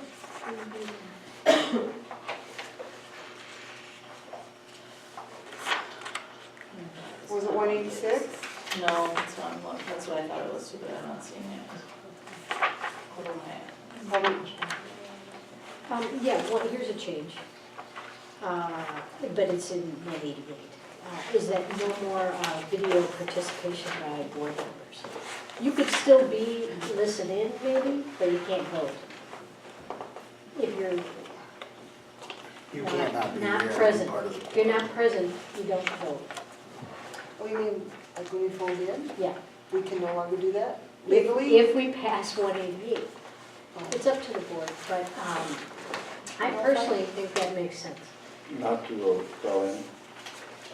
Not to allow somebody who's not present to vote. It's hard to hear I don't everything. think anybody really should vote.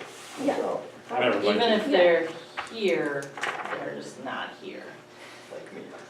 No, but no, I'm serious, I mean, we're offering like classes telepresence, and this is just like the way things go now, so Yeah, I I mean, don't know. I don't know that it makes any sense I to think me. the one time that I called in, it was just to approve a single matter. It wasn't a whole discussion on anything. Well, But we there have could times be. where we have. There could be, and there Yes. have been. And Oh. and then it's garbled. Sometimes you with can't hear Lisa. the person. I agree with Lisa, I So believe it- that to if me you're that- not here, you should not be allowed to vote. You And should be there's, able to call there's in some either. open meeting fine lines about that, is we should be posting that a member will be meeting via technology, therefore any member of the public also has the ability to call in. Yeah, that's, Or that, there's a fine, I think that's where the policy's derived from, is Okay. you read that fine line about notification. I mean, I think there's definitely gray area if it's a closed set part of the conversation, because you aren't really able to, on a phone call, ensure that there aren't other people participating on that phone call, so I totally get that. I think that there might be some technology type issues, if it's really like it's garbled and people can't hear, well, that's something that, if it is clear, then is it okay, or is it just when the technology isn't working? It's not totally off the table for me, like, I would like to keep at least talking about it, I'm not I mean, sure it's- and the one time that I did use it, I think it was just that single vote on a contract. There was, Okay, how many times am I gonna be absent? 7 meetings? no, this was a special meeting though that I called in for. But we have regular meetings too, that we have. No, okay, Yeah.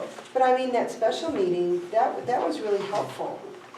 And just a point of clarity, on page 135 is where we'll find the policy that we're discussing. The fourth paragraph does allow for a temporary exception to this policy if approved by majority vote.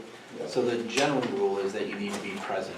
In unique circumstances, the board by majority vote can allow an exception for somebody to vote or telepresence in, but it would have to be explicitly a decision by the board to allow it. The general rule would I default think to we that. keep that because I don't think I misused that or anybody, that wasn't misused. No one suggested you misused it. No, but what I'm saying, that instant, it wasn't it wasn't garbled or anything.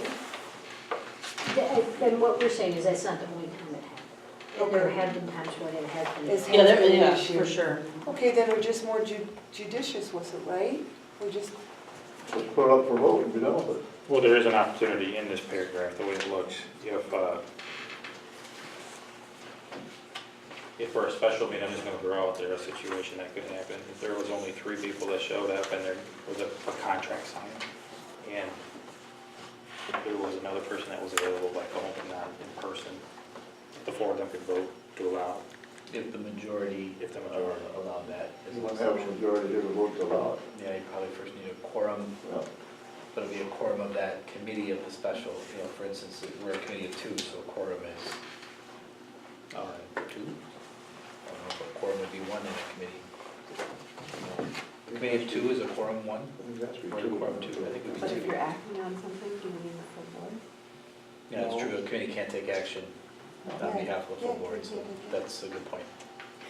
I cannot find the provision in here about the having meetings every other. I don't recall No. that. I don't It might recall have been either. that. Was it, I think there was if and if in We public talked about it. participation. But if you're meeting every other week, both meetings don't have to have a public participation section. oh, I see. So is there any other policy that anyone wants to pull out other than 185? 186, I'm just a little confused. I guess maybe am I looking at the old one? It's up in the second paragraph, it says the president of the school board shall have the authority to select and appoint members to an advisory committee. But then, at the last committee, it's 3 principals shall have the following and formulating citizen advisory committees. So it kind of contradicts to me. All right, so why don't we put 186 too? But the other ones, can we make a motion and approve those? You didn't change any vote, like a revote on that, on anything. It's still legal to change your vote. Not that I'm going to do it, but. Well, that's going to I mean, be kind of tough if you don't like that one, you like that one. And this one you don't like, and What's the first you got policy? one with one? I was just gonna, we took out 186 and 185? What did I have? Yeah, so is there a motion to approve, or I'll move to approve 181, 183, 184, 187, and 188. I would take out 188. All right. You vote on it, yeah, I mean, I don't want to. Yeah, let's vote on that as is, and if people don't want to remove it, then we. Okay, so there's a Okay. motion by 188 Lisa. isn't allowing it, Laddie. Yeah, it is. No, it's actually banning it, Yeah. other than, it's not making it acceptable. It says they can though. It says In a with the rare exception of Only your if the entire majority board. agrees in that instance. When do they agree to it? Do they hear? Like in, I think, Only you have a majority available. It would be a majority of those present At the regular meeting? at the meeting. Special At the order. meeting that somebody is attempting to. So if I wanted to call in on this one, for example, you guys would have had to vote before it started as to whether or not I could call in, Yes. is what you're basically saying. And I think it does allow you to call in, it doesn't allow you to participate in the vote, if I recall I reading. can't make trouble with that, but I don't think you should do it. Have to everybody. Why? Because it's, we're We're a a board. board. If you're not gonna be here, why should you get to vote? Because I was elected to be a participant. But you're not voting member. presently You didn't here. But you didn't stay home to be Here here. is kind of gray when I am here if I'm on the phone or on a video. Let's So, pull 188 out and vote on it I separately. mean, let's pull 188 out. Good. Let's vote on it separately. I'm And good those with that, I'm opposed, fine with that. Okay, so 181, 23, 84, 87. Yeah. Motion by Lisa. Who made that second? I did. Second by Jeff. All in favor, say aye. Aye. Opposed? Okay, motion carried. 188. Do we have a motion to approve it? How's it I'll work? move to approve it. Motion by Lisa to I'll approve second it. it. Second by Kelly. All in favor, say aye. Aye. I understand. Let's do a roll call. This is, Let's do a roll call vote on this this one. is allowing you to vote somewhere else. Yeah. But only No. by, On a rare No. occasion, call, roll call vote. It requires an active director Exception, It's whatever. not perfect circumstances. It really is more than should be here. That's, that I one. mean, Julie might vote against it, you might vote for it. I would see. You gotta be able to. I would vote on it. suggest you vote no. I'm gonna vote yes. If I walk outside, I can't vote anyway, so. motion I on guess I'll 188 abstain in and a that second. case. Angie, go ahead. Hay, Yes. Stevenson, No. Basting, I'm rereading because I guess I am got so confused. confused. No, your vote was no, No. Jeff? yes. Bush, Yes. Dolphin, Yes. Gunlaw, Oh, you have to tell me what I'm so confused between all of you guys. Say yes. Say no then. Look at the, look at us on the camera telling you what to do. Listen, I think that we should continue to talk about it because I think that the work here is a little, I mean, we're trying to recruit members to this board to be active participants. I think active participants don't have to be sitting in this room to be active participants. That's And what I'm as it saying. says now, we can't be here? You cannot vote. You can sit in and listen, but you shouldn't be It able would to be an vote. exception to allow somebody to participate remotely. I think if you're gonna be on the school board, you shouldn't phone it in, you should have to be present. And that's what this is saying, from what you said. And let me be clear on, So then I need to change my vote to But yes. you, Yes, you do. well, you voted Thank you. before through the phone. can we table I this know, one and but talk this about it? here is not- This seems a little, What's the reason to talk about it for? Because I because I get think it. it's because there's clearly confusion and This is a questions. change in I policy. think it's figured out that we have the- a Let's, majority already. Yeah, there's a, We gotta wait till next time. No, Just we- vote, just we vote, can't who cares? No, No one's gonna do it anyway. The No. vote's in midstream. No. Yeah, let's You we're have waiting to- on you, Kelly. Are you No. abstaining? No, I'm saying no. Then yes. 5-2, motion passes. And Jeff wanted to change, did you want to Yeah, I change? should. it? Okay, I you already did did. already. Okay. Got it. What'd you change to? Yes, because I think I should be here if I'm gonna vote. Credit, business services, You know, I'm stuck in a ditch and you all need a vote. credit, so we're down to the credit card and bills payable. I move that we approve the bills payable.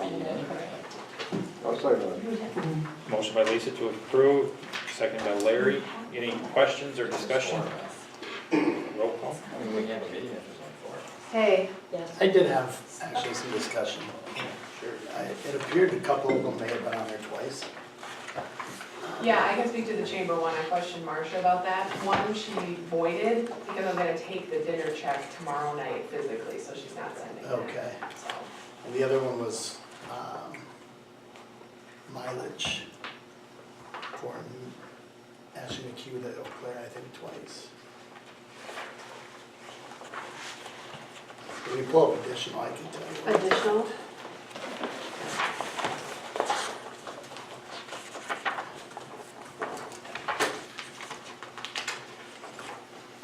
And it may not have been her.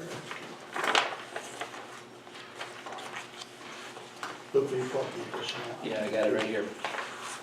Oh, you want to look at it on this, I'm sorry. Yeah, I can tell you which one it is. I don't see McHugh. It may not have been her, but it was mileage for, Probably not Prince, sorry. no, it's for Aaron Leonard, for the math conference. Okay. Is on both. I can pull that one. They drive up and come back, and then drive up again. She may have. Because sometimes they don't, sometimes they don't. Yeah, I just don't know why we did that. Yeah, She So I- lost the stuff, that's fine, but right. I just don't want to pay it. And if it's just a single item, So you're seeing two there, is what you're saying? Yeah, it's on the first one for like 125, 58, and the second one for 25, 19. All right, so I have 125.19 here. And maybe the first check was lost, I just want to make sure we don't. 125.73 on the first one. So here, 11:13. They're both 11, I think they're both 11.13. where's the second one you see? On It's on the, the first on the, set of payables. you're on the additionals and So then, then it's probably the same location twice. That's a different, I'll go back to the other one.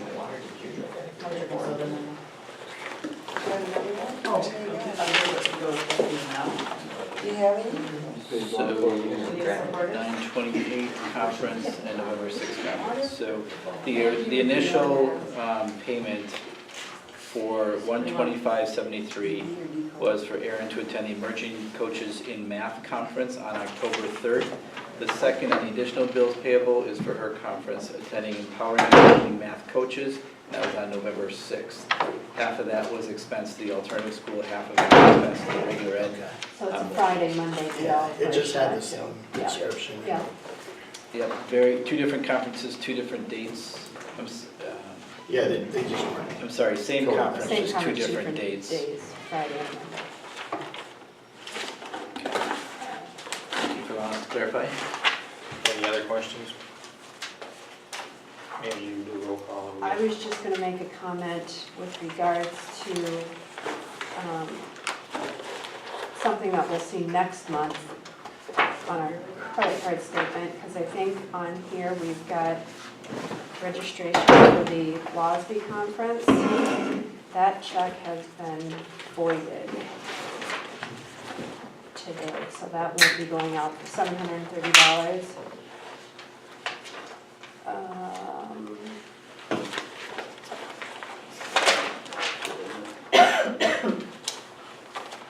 It's on here somewhere, but I'm not sure. It got voided It is, yes, it will not be sent out. until, Next month, then. It was paid for today on a credit card instead of going in the form of a check Okay. on this, so the check will be voided. So we'll see that. Roll call, Hay, Yes. Stevenson, Yes. Basting, Abstain. Bush, Yes. Yes. Dolphin, Gunlaw, yes, Stefas. Yes. The expenditure in excess of 5,000, we've already done that. That was the correct. All right. So that can go to the regular. We will come back out of open session, we will convene in closed session for state statute 1985-1B for consideration of resignation of a public employee in the middle school, and 1985-1F for consideration of personal information pertaining to an open enrollment application. Need a motion to go into closed session. so we're not gonna vote on it until after 12. Correct. Not directly. So we have a motion to go into closed session? I'll make a motion. Motion by Larry, I'll second. second by All in Roll favor, call. all in favor, no. Aye. All in favor? Roll call. Aye. Oh, we do roll Roll call call, for we, closed oh, sorry. It's okay. Dolphin, Yes. Gunlaw, Yes. Hay, She's not here, she can't vote. I was just gonna say, yeah, doesn't matter anyway. Call it in, she can call you. Stevenson, Yes. Basting, Oh, she coming. Sound like yes. We all have. Bush, No. Stefas. Yes, we'll get Lisa and Jess, we'll take a 5-minute break in. We have a majority of the 4-1 regardless. Yeah, okay. There's gonna be Yeah, 3 they motions told me taken, again. Angie. Yep. As a committee. Yeah. That's why I They didn't got want, them all. because we would be committee. But I You're gonna go with I don't want this. to You pass mean- it without You knowing mean where. what I Yeah, just let's said, go meeting in once a motion month? open session Meeting first. meeting once a month? Yeah, more or less. So the motion to go into open session You is made didn't by like that Larry, before when I said that? I'll second. second by Lisa. Oh. All in favor of going to open session? Just- Anybody opposed? My motion carried. This is like, The motion, First motion is to accept the resignation of Bethany Payne. do we have a motion? I'll make a motion to accept it. Motion by Larry, do we have a second? I'll second. Second by Andy. Any discussion? Roll call? Dolphin, Yes. Gunlaw, Yes. Hay, yes. Stevenson, Yes. Basting, Yes. Bush, Yes. Stefas. Yes. Motion carried. Second is to, you can take me either order. Accept the budget amendment. Okay. Budget, Amendment. okay. Do I have a motion to do that? Motion by, I'll make a motion. motion by Larry, second by Lisa. Any discussion? Budget amendments? Roll call? Dolphin, Yes. Gunlaw, Yes. Hay, Yes. Stevenson, Yes. Basting, Yes. Bush, No. Stefas. Yes. Third motion is to accept the open enrollment request. I'll make a motion. Motion by Kelly, second by Jeff. Any discussion? Roll call? Gunlaw, Yes. Hay, Yes. Stevenson, Yes. Basting, Yes. Bush, Yes. Dolphin, Yes. Stefas. Yes. Next meeting date is Monday, December 11th, but I anticipate between now and then a policy committee, a joint finance operations committee. There's a couple different things with regards to policy that will be combined together. We've got policy 553, policy 185, policy 186. Can you send that note out right away so I can look at it? Yeah, absolutely. And then the operations, a meeting to share information about the roof scope and proposal and fee, along with what was the other operations? Oh, looking at the elementary space, I'll have to look at what that committee, yeah. And whether we're gonna pull in FEH or not on that. And you and I were just gonna meet on the safety thing. We sure can put that down too, as part of the operations, just put safety in there as well. Is that making the chart? Yeah, the chart is gonna happen either way, bring that back next month. You're gonna post this job in Friday? Yes. Yep. And how about breakfast and that you have? Fast, is it coming along? The FAST program, F-A-S-T, yeah, that's going really well. Yeah, we had 10 families, one decided not to continue, 9 families, so from 44 kids down to just the high Yes. 30s. And I'll make sure we report out after the first cycle, which is 6 weeks or 8 weeks. But it's been everything we hoped it was going to be. Motion to adjourn. I'll move. second. I will. Second by Jeff. All in favor, say aye. Aye. Opposed, motion carried, we are adjourned. Thank you.